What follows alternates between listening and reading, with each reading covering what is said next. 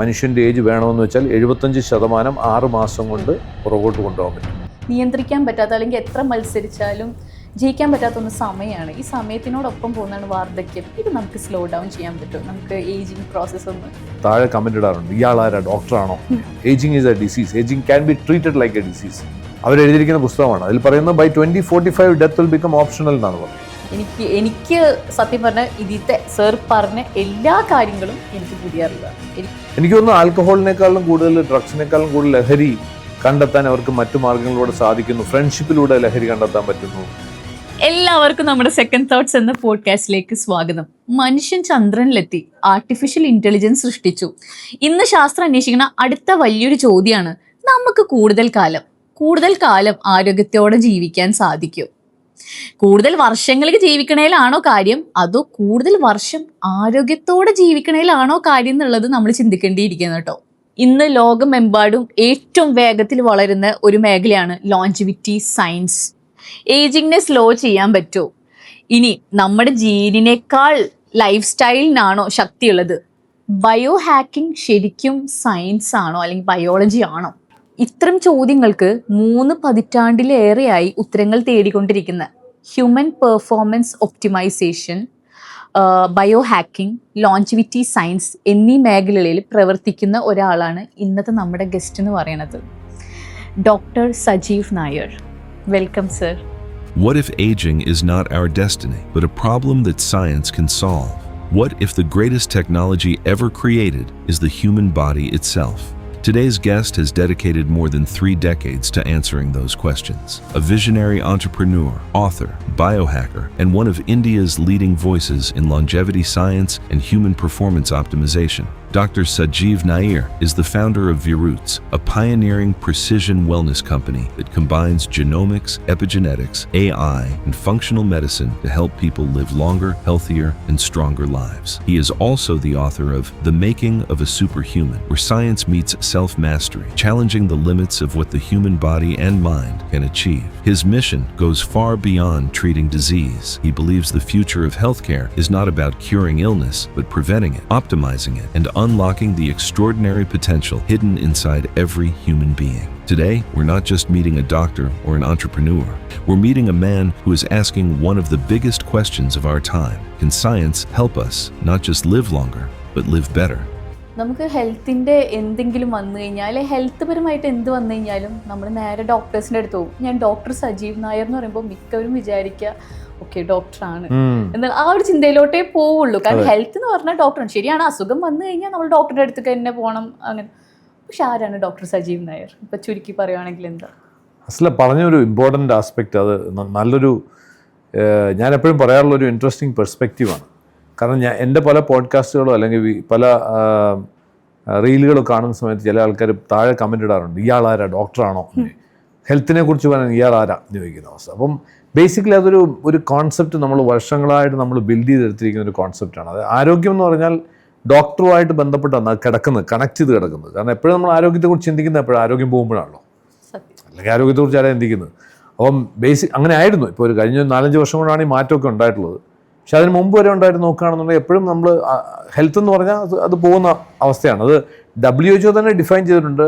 Optimal health എന്ന് പറഞ്ഞാൽ absence of disease അല്ല എന്ന്. എങ്കിൽ പോലും നമ്മുടെ മനസ്സിൽ അതുകൊണ്ടാണ് എപ്പോഴും ആരോഗ്യത്തെക്കുറിച്ച് സംസാരിക്കണമെങ്കിൽ അയാളൊരു മെഡിക്കൽ ഡോക്ടർ ആവണമെന്നൊരു ധാരണ ഉണ്ടാകുന്നത്. Of course when it comes to ഡിസീസിനെ കുറിച്ചാണെങ്കിൽ തീർച്ചയായിട്ടും ഡോക്ടേഴ്സുമായിട്ട് തന്നെ സംസാരിക്കണം, അല്ല നമ്മളാരും അതിൻ്റെ എക്സ്പേർട്സ് അല്ല. പക്ഷേ ആരോഗ്യം ഞാൻ കരുതുന്ന ഇന്നത്തെ അവസ്ഥയിൽ ഓരോരുത്തരും അവനവൻ സ്വയം ചിന്തിക്കേണ്ട അവസ്ഥയാണ്. അതില്ലാതെ പോകുമ്പോഴാണ് നമുക്ക് ഡോക്ടറിൻ്റെ ആവശ്യം വരുന്നത്. ഞാൻ ബേസിക്കായിട്ട് നോക്കുകയാണെങ്കിൽ എൻ്റെ ഡോക്ടർ എന്നുള്ളത് ഒരു പ്രീഫിക്സ് കാണുന്നത് ഒരു PhD ആണ്, അല്ലാതെ മെഡിക്കൽ ഡോക്ടർ അല്ല.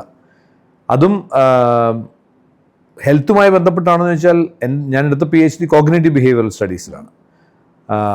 പിന്നെ ഹെൽത്തുമായിട്ടുള്ള കണക്ഷൻ എവിടെയാണ്, ആക്ച്വലി കോർ ഹെൽത്തുമായിട്ടുള്ള കണക്ഷൻ കിടക്കുന്നത്, ഞാൻ MSc അനലിറ്റിക്കൽ കെമിസ്ട്രി ആയിരുന്നു. അപ്പോൾ ആ സമയത്ത് അറിയാലോ, അനലിറ്റിക് കെമിസ്ട്രി എന്ന് പറയുമ്പോൾ ഈ കെമിസ്ട്രി, ഫോർമുലേഷൻ, അങ്ങനെ കുറേ കണക്ഷനൊക്കെ ഉണ്ട്. പിന്നീട് MBA ചെയ്തു. അതിനുശേഷം ഞാൻ വർക്ക് ചെയ്തത് ഇന്ത്യയിലെ ഏറ്റവും ലീഡിംഗ് ആയിട്ടുള്ള ഒരു ഫാർമ കമ്പനിയിലാണ്. അപ്പോൾ അവിടെ പ്രോഡക്റ്റ് ഫോർമുലേഷൻസിനെ കുറിച്ച് നമുക്കൊരു ധാരണ ഉണ്ടായിരുന്നു, അതായത് ഫാർമ ഫോർമുലേഷൻസ്. ബേസിക്കായിട്ട് നോക്കുകയാണെങ്കിൽ ഈ ഹെൽത്ത് കെയർ ഇൻഡസ്ട്രി നമ്മൾ പറയുന്ന, അല്ലെങ്കിൽ മെഡിക്കൽ ഇൻഡസ്ട്രി എന്ന് പറയുന്നതിൻ്റെ കോറായിട്ട് നിൽക്കുന്നതിൻ്റെ ഫൗണ്ടേഷൻ എന്ന് പറയുന്നത് ഫാർമസ്യൂട്ടിക്കൽസ് ആണല്ലോ. അപ്പോൾ അത് കുറച്ചുനാൾ വർക്ക് ചെയ്യാനുള്ളൊരു ഭാഗ്യമോ ദൗർഭാഗ്യമോ എനിക്ക് ഉണ്ടായിട്ടുണ്ട്.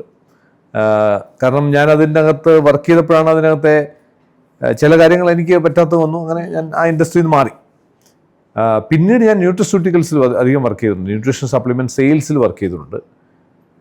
അപ്പോഴാണ് എനിക്ക് മനസ്സിലായത് സപ്ലിമെൻറ്റ്സ് കഴിക്കുന്നതുകൊണ്ട് മാത്രം ആവില്ല ഒരാളെ സംബന്ധിച്ച് പൂർണ്ണമായിട്ടും ആരോഗ്യം എന്ന് പറയുന്നത് അതിനപ്പുറത്തേക്കാണെന്ന് മനസ്സിലാക്കിയത് 2005 ഞാനും ഒരു സീനിയർ ആയിട്ടുള്ളൊരു മെഡിക്കൽ ഡോക്ടറും ചേർന്നൊരു വെൽനസ് ക്ലിനിക്ക് നമ്മൾ കൊച്ചി സ്റ്റാർട്ട് ചെയ്തു.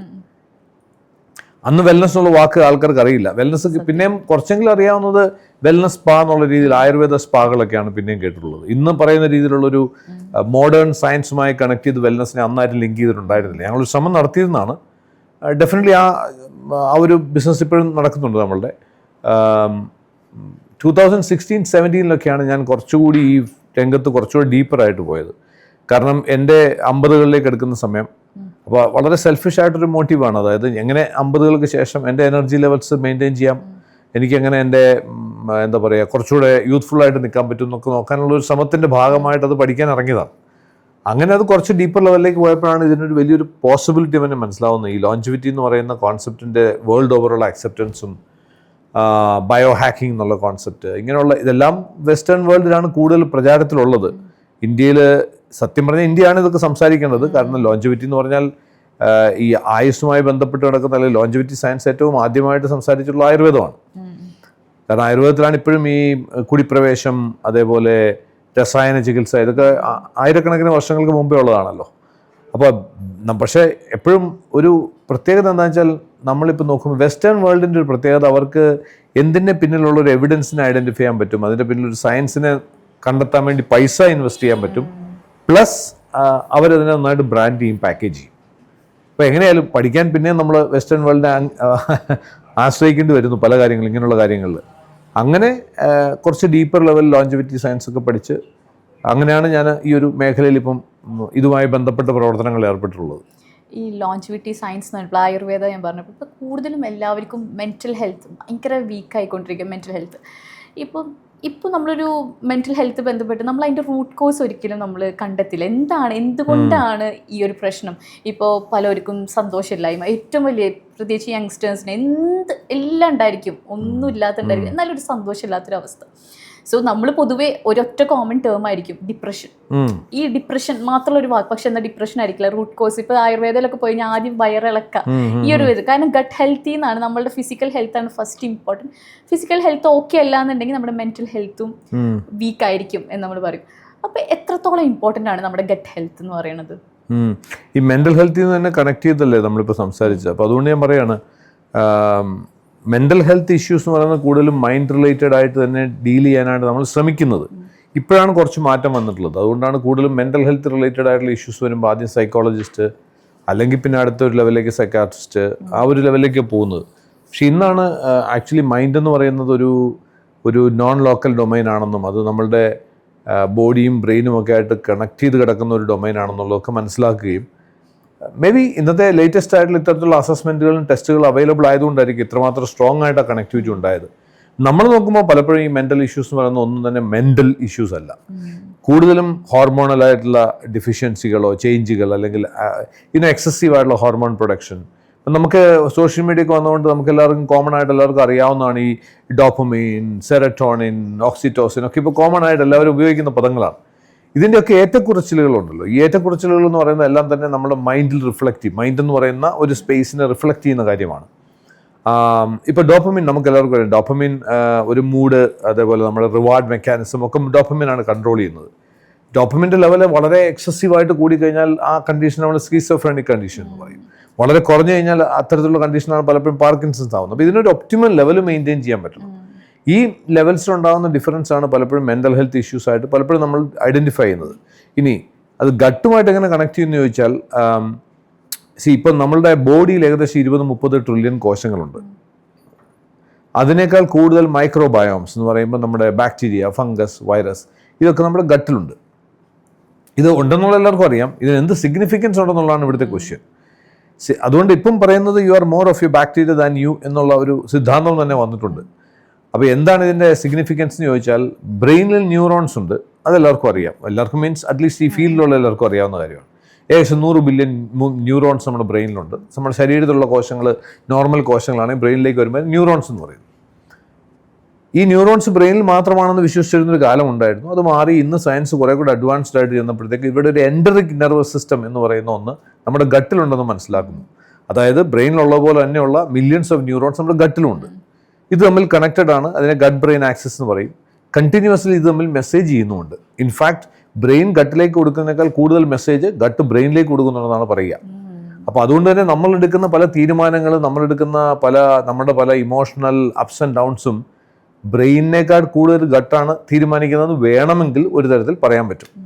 ഇനി നമ്മൾ ആലോചിക്കുന്നത് ഈ ഗട്ടിനെ കൺട്രോൾ ചെയ്യുന്ന ആരാന്നുള്ളതാണ്. അപ്പോൾ ഞാൻ നേരത്തെ പറഞ്ഞു ഇതിനകത്തൊരു 10-60 ട്രില്യൺ ബാക്ടീരിയയും ഫംഗസും ഒക്കെ ഉണ്ട്. ഇതിനകത്ത് പലതരത്തിലുള്ള ബാക്ടീരിയ, പല strains of bacteria, hundreds of strains of ബാക്ടീരിയകളാണ് ഉള്ളത്. അപ്പോൾ ഇതിൽ ചില പ്രശ്നക്കാരുണ്ട്, പക്ഷേ നമുക്ക് വേണ്ടുന്ന ഒത്തിരി അധികം ഡിഫറെൻറ്റ് സ്പീഷീസ് ഉണ്ട്. ബാഡ് ബാക്ടീരിയ, ഗുഡ് ബാക്ടീരിയ എന്ന് പറയാൻ പറ്റില്ല. ഇതൊരു സിംബയോസിസാണ്. പലതരത്തിലുള്ള ബാക്ടീരിയകളുടെ ഒരു താളമാണിത്. അപ്പോൾ ഇതിനകത്തൊരു ഇംബാലൻസ് വരുന്ന സമയത്ത് പല പ്രശ്നങ്ങളിലേക്കും ലീഡ് ചെയ്യുന്നുണ്ട്. ഇപ്പോൾ ഉദാഹരണത്തിന് നമുക്ക് ചില സ്ട്രെയിൻസ്, അതായത് നമുക്ക് ഡാമേജ് ഉണ്ടാക്കാവുന്ന ചില തരത്തിലുള്ള മീഥെയിൻ പോലുള്ള ഗ്യാസുകൾ പ്രൊഡ്യൂസ് ചെയ്യുന്ന ചില സ്ട്രെയിൻസ് ഉണ്ട് ബാക്ടീരിയകളൊക്കെ. ബാക്ടീരിയ മാത്രമല്ല, ചില ഫംഗൈ ഉണ്ടാവാം. അത് എക്സസീവായിട്ട് വരുന്ന സമയത്ത് അത് നമുക്ക് ഹെൽത്ത് പ്രോബ്ലംസ് ആക്കി മാറ്റുന്നുണ്ട്. ഇനി നമ്മളിവിടെ കൂടുതലും കാണുന്നത്, ഇപ്പോൾ ഇത് ടെസ്റ്റ് ചെയ്യാൻ എളുപ്പമാണ്. മൈക്രോബയോം ടെസ്റ്റ് ഇപ്പം അടുത്ത കുറച്ച് കാലത്തായിട്ട് വളരെയധികം റിലവൻ്റ് ആയിട്ട് വന്നിട്ടുണ്ട്. ജസ്റ്റ് അതൊരു പൂപ്പ് അനാലിസിസ് ആണ്. ജസ്റ്റ് ഒരു സ്മോൾ പോർഷൻ പൂപ്പ് കിട്ടിക്കഴിഞ്ഞാൽ നമുക്ക് ലാബിലേക്ക് വിട്ടു കഴിഞ്ഞാൽ അതിൽ നമ്മളുടെ ഗട്ടിനകത്തുള്ള മൈക്രോബയോം സ്ട്രെയിൻസിനെ നമുക്ക് അറിയാൻ പറ്റും. അവരുടെ DNA ആണ് ടെസ്റ്റ് ചെയ്യുന്നത്, ആ ബാക്ടീരിയയുടെ DNA ആണ് ടെസ്റ്റ് ചെയ്യുന്നത്. ഞങ്ങൾ വീറൂട്ട്സിലും ചെയ്യുന്നൊരു കാര്യമാണത്. അപ്പോൾ അതിൽ നമുക്ക് കിട്ടുന്ന ഒരു ഇൻഫർമേഷൻ എന്ന് പറഞ്ഞാൽ നമ്മുടെ ഗട്ടിൽ ഏറ്റവും എസെൻഷ്യലായിട്ട് വേണ്ടുന്ന ചില ബാക്ടീരിയകളുണ്ട്. ഈ ബാക്ടീരിയ മിസ്സിംഗ് ആണോ എന്നുള്ളത് നമുക്ക് അറിയാൻ പറ്റും. അൺഫോർച്ചുനേറ്റ്ലി നമ്മളിവിടെ ഇപ്പം ഹൺഡ്രഡ്സ് ഓഫ് ടെസ്റ്റുകൾ ചെയ്യുന്ന സമയത്ത് കാണുന്നത് ഓൾമോസ്റ്റ് ഭൂരിഭാഗം ആൾക്കാരിലും ചില എസെൻഷ്യൽ ബാക്ടീരിയകൾ മിസ്സിംഗ് ആണ്. കാരണം ഈ ബാക്ടീരിയകൾ വരുന്നത് നമ്മളുടെ ഫുഡുമായിട്ട് കണക്ട് ചെയ്താണ്. അപ്പോൾ നമ്മുടെ ഫുഡിൽ നിന്ന് ഡൈവേഴ്സിറ്റി ഇല്ല. പണ്ടൊക്കെ പല ഡൈവേഴ്സ് ആയിട്ടുള്ള ഇലകളൊക്കെയും പച്ചക്കറികളൊക്കെ കഴിക്കുന്നുണ്ടായിരുന്നിരിക്കും. നമുക്കറിയാൻ സമയമില്ല, ഒന്നാമത്തെ കാര്യം. പിന്നെ ഇന്ന് കൂടുതലും നമുക്ക് പച്ചക്കറികളൊക്കെ കഴിക്കാമെന്ന് വെച്ചാൽ തന്നെ അതിനകത്തുള്ള പെസ്റ്റിസൈഡ്, ഫംഗിസൈഡിൻ്റെ ഒക്കെ ലെവൽ വളരെ കൂടുതലാണ്, നമുക്കറിയാം. 3 മണ്ണിൽ പോലുമുള്ള മിനറൽ നമുക്ക് വേണ്ടുന്ന ഭക്ഷണത്തിൽ നിന്ന് കിട്ടേണ്ടതാണ്. ധാതുക്കളും അതേപോലെ വൈറ്റമിൻസ് ആണല്ലോ. ഇന്ന് മണ്ണിൽ പോലും അതിൻ്റെ ഡിപ്ലീഷൻ, അതായത് മഗ്നീഷ്യം എന്ന് പറയുന്ന ഏറ്റവും എസെൻഷ്യൽ ആയിട്ടൊരു മിനറൽ ഏകദേശം 58% കഴിഞ്ഞ 10 വർഷം കൊണ്ട് ഡിപ്ലീറ്റ് പോയി എന്നാണ് പറയുന്നത് മണ്ണിൽ. സോ ദാറ്റ് മീൻസ് ഒരു ഇംബാലൻസ് ഉണ്ട് അവിടെ. അതുകൊണ്ട് തന്നെ നല്ല ബാക്ടീരിയകളായിട്ടുള്ള, അല്ലെങ്കിൽ നമുക്ക് ഏറ്റവും എഫിഷ്യൻ്റ് ആയിട്ട് വർക്ക് ചെയ്യേണ്ട ബാക്ടീരിയകൾ മിസ്സിംഗ് ഉണ്ട് മിക്കവരിലും. ഇതൊരു പ്രശ്നമാണ്. അപ്പോൾ ഇതൊരു പ്രശ്നമാണെന്ന് ഞാൻ പറയാൻ കാരണം, ഇപ്പോൾ സെറട്ടോണിൻ ഏറ്റവും കൂടുതൽ ഉപയോഗിക്കപ്പെടുന്ന, ഏറ്റവും കൂടുതൽ ആൾക്കാർ സംസാരിക്കാറുള്ളൊരു ന്യൂറോ ട്രാൻസ്മിറ്റർ ആണല്ലോ സെറട്ടോണിൻ ഹാപ്പിനെസ് കെമിക്കലാണ്, നമുക്ക് സന്തോഷം തരുന്നതാണ്. സെറട്ടോണിൻ്റെ ലെവൽ ലോ ആകുന്നതാണ് ഡിപ്രഷനിലേക്ക് പോകുന്നത് ഒരു കാരണം എന്ന് പറയപ്പെടുന്നു. ഇപ്പം ഓഫ് ലേറ്റ് സ്റ്റഡീസ് പ്രൂവ് ചെയ്യുന്നു ഏകദേശം 90% സെറട്ടോണിൻ പ്രൊഡ്യൂസ് ചെയ്യുന്നത് ഗട്ടിലാണ്. ഗട്ടിൽ പ്രൊഡ്യൂസ് ചെയ്ത സെറട്ടോണിൻ എല്ലാം കൂടെ തലച്ചോറിലേക്ക് കയറി പോകുന്നതല്ല. ഈ ഗട്ടിൽ എൻട്രിങ് നെർവസ് സിസ്റ്റം ഉള്ളതുകൊണ്ട് തന്നെ ആ പ്രൊഡ്യൂസ് ചെയ്യപ്പെടുന്ന സെറട്ടോണിൻ അവിടുന്ന് സിഗ്നൽസ് കൊടുക്കുകയാണ്, ബ്രെയിനിലേക്ക് സിഗ്നൽസ് കൊടുക്കുകയാണ് ചെയ്യുക. ഒരു സന്തോഷകരമായ വാർത്ത വരുമ്പോൾ അത് റിസീവ് ചെയ്യാനും അതിനെ കൂടുതൽ തന്നെ ഹോൾഡ് ചെയ്യാനും പറ്റണമെങ്കിൽ അതിന് തക്കതായിട്ടുള്ള സെറട്ടോണിൻ ഉണ്ടാവണം. ഇപ്പോൾ ഡിപ്രഷൻ നേരത്തെ പറഞ്ഞുകൊണ്ട്, ഡിപ്രഷനിൽ പറയുകയാണെങ്കിൽ പലപ്പോഴും കൂടുതൽ കേസിലും സെറട്ടോണിൻ, ലോ ലെവൽസ് ഓഫ് സെറട്ടോണിനാണ് കാരണമാകുന്നത്. പിന്നെ അതിന് വേറെ പല ടെക്നിക്കലായിട്ട് അവർ പറയുന്ന പല റീസൺസ് ഉണ്ട്. സെറട്ടോണിൻ്റെ റീഅപ്ടേക്ക് റേഷ്യോ കൂടുന്നു എന്നൊക്കെ പറയും. ഈ സെറട്ടോണിൻ ഉണ്ടാവുന്നത് L-ട്രിപ്റ്റോഫാൻ എന്ന് പറയുന്ന ഒരു അമിനോ ആസിഡിൽ നിന്നാണ്. L-ട്രിപ്റ്റോഫാൻ എന്ന് പറയുന്നത് ധാരാളമായി നമുക്ക് മുട്ട, പാല്, ഡാർക്ക് ചോക്ലേറ്റ് ഇതിലൊക്കെ കിട്ടുന്നതാണ്. പക്ഷേ ഈ എൻ്റെ പ്രോസസ്സ് ഉണ്ടല്ലോ, പാല് അല്ലെങ്കിൽ മുട്ടയൊക്കെ കഴിച്ചു, അല്ലെങ്കിൽ ഡാർക്ക് ചോക്ലേറ്റ് കഴിച്ചു, ചോക്ലേറ്റും ഹാപ്പിനെസ്സുമായിട്ടൊക്കെ കണക്ട് ചെയ്യുന്ന കണ്ടിട്ടില്ലേ? അപ്പോൾ നമ്മൾ ഡാർക്ക് ചോക്ലേറ്റ് കഴിച്ച ശേഷം ഈ ഡാർക്ക് ചോക്ലേറ്റിൽ നിന്ന് സെറട്ടോണിൻ വരെ എത്താനുള്ള ആ ഒരു സൈക്കിൾ, അതിനകത്ത് ചില ബാക്ടീരിയകൾക്ക് റോളുണ്ട്. അപ്പോൾ ഈ പാർട്ടികൾ അവിടെ ഇല്ലെന്നുണ്ടെങ്കിൽ പലപ്പോഴും നമ്മൾ ഡാർക്ക് ചോക്ലേറ്റ് കഴിച്ചുകൊണ്ടിരിക്കും, പക്ഷേ ഹാപ്പിനെസ് ഒന്നും തോന്നിയെന്ന് വരത്തില്ല. തോന്നിയാലും കുറച്ച് നേരത്തേക്ക് തോന്നുള്ളൂ. അപ്പോൾ അങ്ങനെ നോക്കുകയാണെന്നുണ്ടെങ്കിൽ നമ്മുടെ മെൻ്റൽ ഹെൽത്തിൽ ഏറ്റവും critical and most significant role play ചെയ്യുന്നത് നമ്മുടെ ഗട്ടിനകത്തുള്ള ബാക്ടീരിയയും വൈറസും കൂടി ചേർന്ന് തന്നെയാണ്. അവയാണ് എല്ലാം ചെയ്യുന്നതല്ല ഞാൻ പറഞ്ഞതിനർത്ഥം. അതിനൊരു മേജർ ആയിട്ടുള്ള ഒരു റോളുണ്ട്. അപ്പോൾ ഗട്ട് സെറ്റായാൽ ലൈഫ് സെറ്റായെന്ന് വിശ്വസിക്കുന്ന ആളാണ് ഞാൻ, ഒരു പരിധിവരെ, ഒരു വലിയ പരിധിവരെ. അപ്പോൾ അത് ഇന്ന് വളരെ സിമ്പിളാണ്. പണ്ട് അതിനെക്കുറിച്ച് നമുക്ക് അറിയില്ലായിരുന്നു. ഇന്നിപ്പോൾ നമ്മളൊരു മൈക്രോബയോം ടെസ്റ്റ് ചെയ്യുക എന്ന് പറഞ്ഞാൽ ഇന്നൊരു ബ്ലഡ് ടെസ്റ്റിൻ്റെ കോസ്റ്റ് മാത്രമേ വരുന്നുള്ളൂ, 10,000 റുപ്പീസിനടുത്തേ വരുന്നുള്ളൂ. ഡു ഇറ്റ് യുവർ സെൽഫ് ആയിട്ട് ചെയ്യാം. നമ്മളാണെങ്കിൽ നമ്മളിവിടുന്ന് കിറ്റ് അയച്ചു കൊടുക്കുക ചെയ്യുക. ജസ്റ്റ് അത് വളരെ കൺവീനിയൻ്റ് ആയിട്ട് നമ്മളുടെ ഒരു ചെറിയ പോർഷൻ പൂപ്പ് മാത്രം അയച്ചു കഴിഞ്ഞാൽ അതിൽ നിന്ന് നമുക്ക് കംപ്ലീറ്റ് അനലൈസ് ചെയ്ത് we will know about all the strains. മാത്രമല്ല ഇന്ന് ടെക്നോളജി എത്രമാത്രം അഡ്വാൻസ് ചെയ്തെന്ന് ചോദിച്ചാൽ, ഇപ്പോൾ ഒരാളുടെ പാസ്ലയുടെ ഗട്ടിൽ ഉള്ള മൈക്രോബയോം മിസ്സിംഗ് ആയിട്ടുള്ള ബാക്ടീരിയ എന്താണെന്ന് ഐഡൻറ്റിഫൈ ചെയ്താൽ ആ മിസ്സിംഗ് ആയിട്ടുള്ള ബാക്ടീരിയ മാത്രം നമ്മൾ ക്യാപ്സുലേറ്റ് ചെയ്തിട്ട് പേഴ്സണലൈസ്ഡ് ആയിട്ടുള്ള പ്രോബയോട്ടിക് ആയിട്ട് തരും. സോ ഒരു 3 മാസം അത് നമ്മൾ കഴിച്ചു കഴിയുമ്പോഴേക്കും നമ്മളുടെ ഗട്ടിലെ ആ ഒരു ഫ്ലോറ ആൻഡ് ഫോണ കുറച്ചുകൂടെ സ്ട്രോങ്ങർ ആവും, മൈക്രോബയോട്ട കുറച്ചുകൂടെ ബെറ്റർ ആവുന്നുണ്ടാവും. നമുക്ക് സിഗ്നിഫിക്കൻ്റ് ആയിട്ടുള്ള ഡിഫറൻസ് ആൾക്കാരുടെ ബിഹേവിയറൽ പാറ്റേണിൽ വരെ കാണാൻ സാധിക്കുന്നുണ്ട്. ഈ മൈക്രോബയോം ടെസ്റ്റിങ്ങും അതിനുശേഷമുള്ള ഒരു 3 മന്ത്സിൻ്റെ ഒരു പ്രോട്ടോക്കോളും ചെയ്യുമ്പോൾ നല്ല വ്യത്യാസമുണ്ട്. അപ്പം ഗട്ടും മൈൻഡുമായിട്ട് കണക്ട് ആണെന്ന് വെച്ചാൽ ആബ്സല്യൂട്ട്ലി 100%. മെൻ്റൽ ഹെൽത്തുമായിട്ട് ഗട്ട് എന്തുമാത്രം കണക്ട് ആണെന്ന് വെച്ചാൽ 100% കണക്ട് ആണെന്ന് ഞാൻ പറയും. എനിക്ക് നേരത്തെ സാർ പറഞ്ഞല്ലോ സാറിൻ്റെ 50-50 ഏജിൽ, പക്ഷേ സാർ പറഞ്ഞ സാർ ഭയങ്കര ഏജ് ഒരു മാറ്റർ അല്ല, അല്ലെങ്കിൽ നമ്മുടെ ഇതല്ല. എന്നിരുന്നാൽ പോലും നമ്മൾ 50 എന്നൊക്കെ പറയുമ്പോൾ പണ്ട് കാലത്ത് ഒരു 50 കാണുന്ന ഒരാളെന്നൊരു ഭയങ്കര അതെ വാർദ്ധക്യം, ഒരു വയസ്സായിരുന്നു. ഇപ്പോൾ എന്ന് പറഞ്ഞു കഴിഞ്ഞാൽ എല്ലാവരും കുറച്ചും കൂടി കോൺഷ്യസ് ആണ്. പ്രതി സാറൊക്കെ ഭയങ്കര ഒരു 50 എന്നൊന്നും നമ്മൾ പറയില്ല. അപ്പോൾ മനുഷ്യന്മാർക്ക് നിയന്ത്രിക്കാൻ പറ്റാത്ത, അല്ലെങ്കിൽ എത്ര മത്സരിച്ചാലും ജയിക്കാൻ പറ്റാത്ത ഒന്ന് സമയമാണ്. ഈ സമയത്തിനോടൊപ്പം പോകുന്നതാണ് വാർദ്ധക്യം. ഇത് നമുക്ക് സ്ലോ ഡൗൺ ചെയ്യാൻ പറ്റുമോ? നമുക്ക് ഏജിങ് പ്രോസസ്സ് ഒന്ന് സ്ലോ ആക്കാൻ പറ്റും നമുക്ക്? ഇന്നലെയും കൂടെ എൻ്റെ ഇൻസ്റ്റാഗ്രാമിൽ ഒരു DM വന്നാണ് ഒരാൾ വളരെ മോശമായിട്ട് നിങ്ങൾ ഈ പ്രചരിപ്പിക്കുന്ന വളരെ തെറ്റായിട്ടുള്ള ധാരണയാണ്, ആൾക്കാരിലേക്ക് കൊടുക്കുന്ന തെറ്റായിട്ടുള്ളതാണ്. പ്രായമാകൽ എന്നുള്ളത് ശാശ്വതമായിട്ടുള്ളൊരു കാര്യമാണ്, പ്രായമാകലൊന്നും തിരിക്കാൻ പറ്റുന്നതല്ല എന്നൊക്കെ പറഞ്ഞ ഒരാൾ ഞാൻ പിന്നെ വിട്ട് കളഞ്ഞു. കാരണം നമ്മൾ തർക്കിക്കാൻ പോയിട്ട് കാര്യമില്ല, ഡയറക്റ്റ് മെസ്സേജ് ആയിട്ടാണ് വന്നത്. അപ്പോൾ കാരണം ഇതിൻ്റെ ബേസിക് ആയിട്ടുള്ള ഇഷ്യൂ എന്ന് വെച്ചാൽ നമ്മൾക്ക് ഈ കൺവെൻഷണൽ വിസ്ഡം എന്ന് പറയുന്ന ഒരു സാധനമുണ്ട്. ഈ കൺവെൻഷണൽ വിസ്ഡത്തെ ബ്രേക്ക് ചെയ്യാൻ ആര് ശ്രമിച്ചാലും അവർ ഒബ്ജക്റ്റ് ചെയ്യും.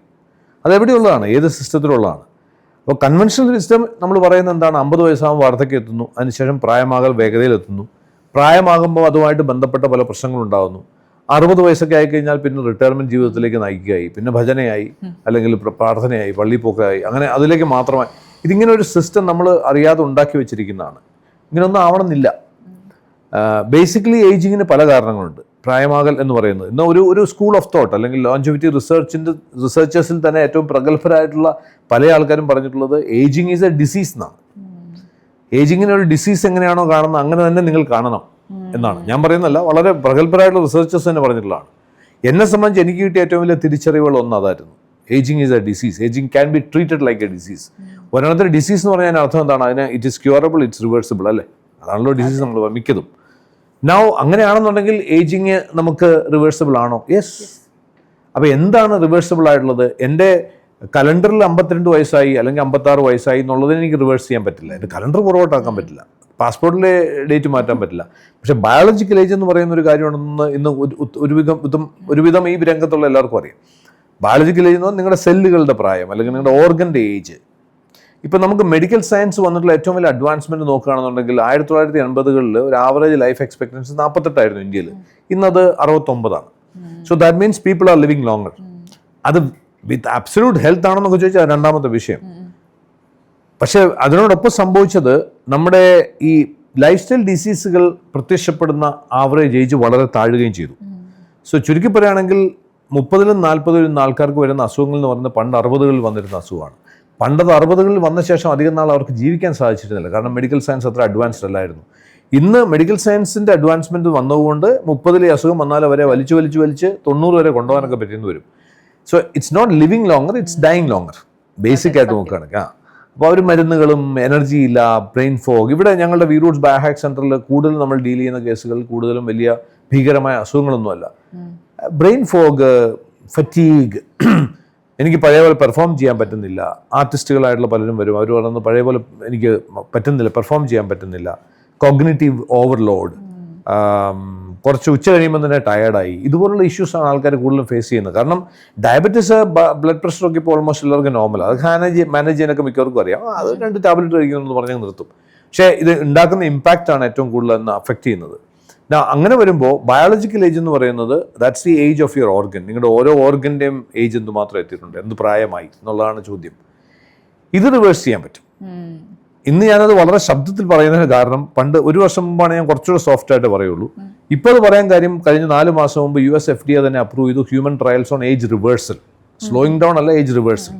സോ ദാറ്റ് മീൻസ് ഇനി നമുക്കത് ഡിനൈ ചെയ്യാൻ പറ്റില്ല.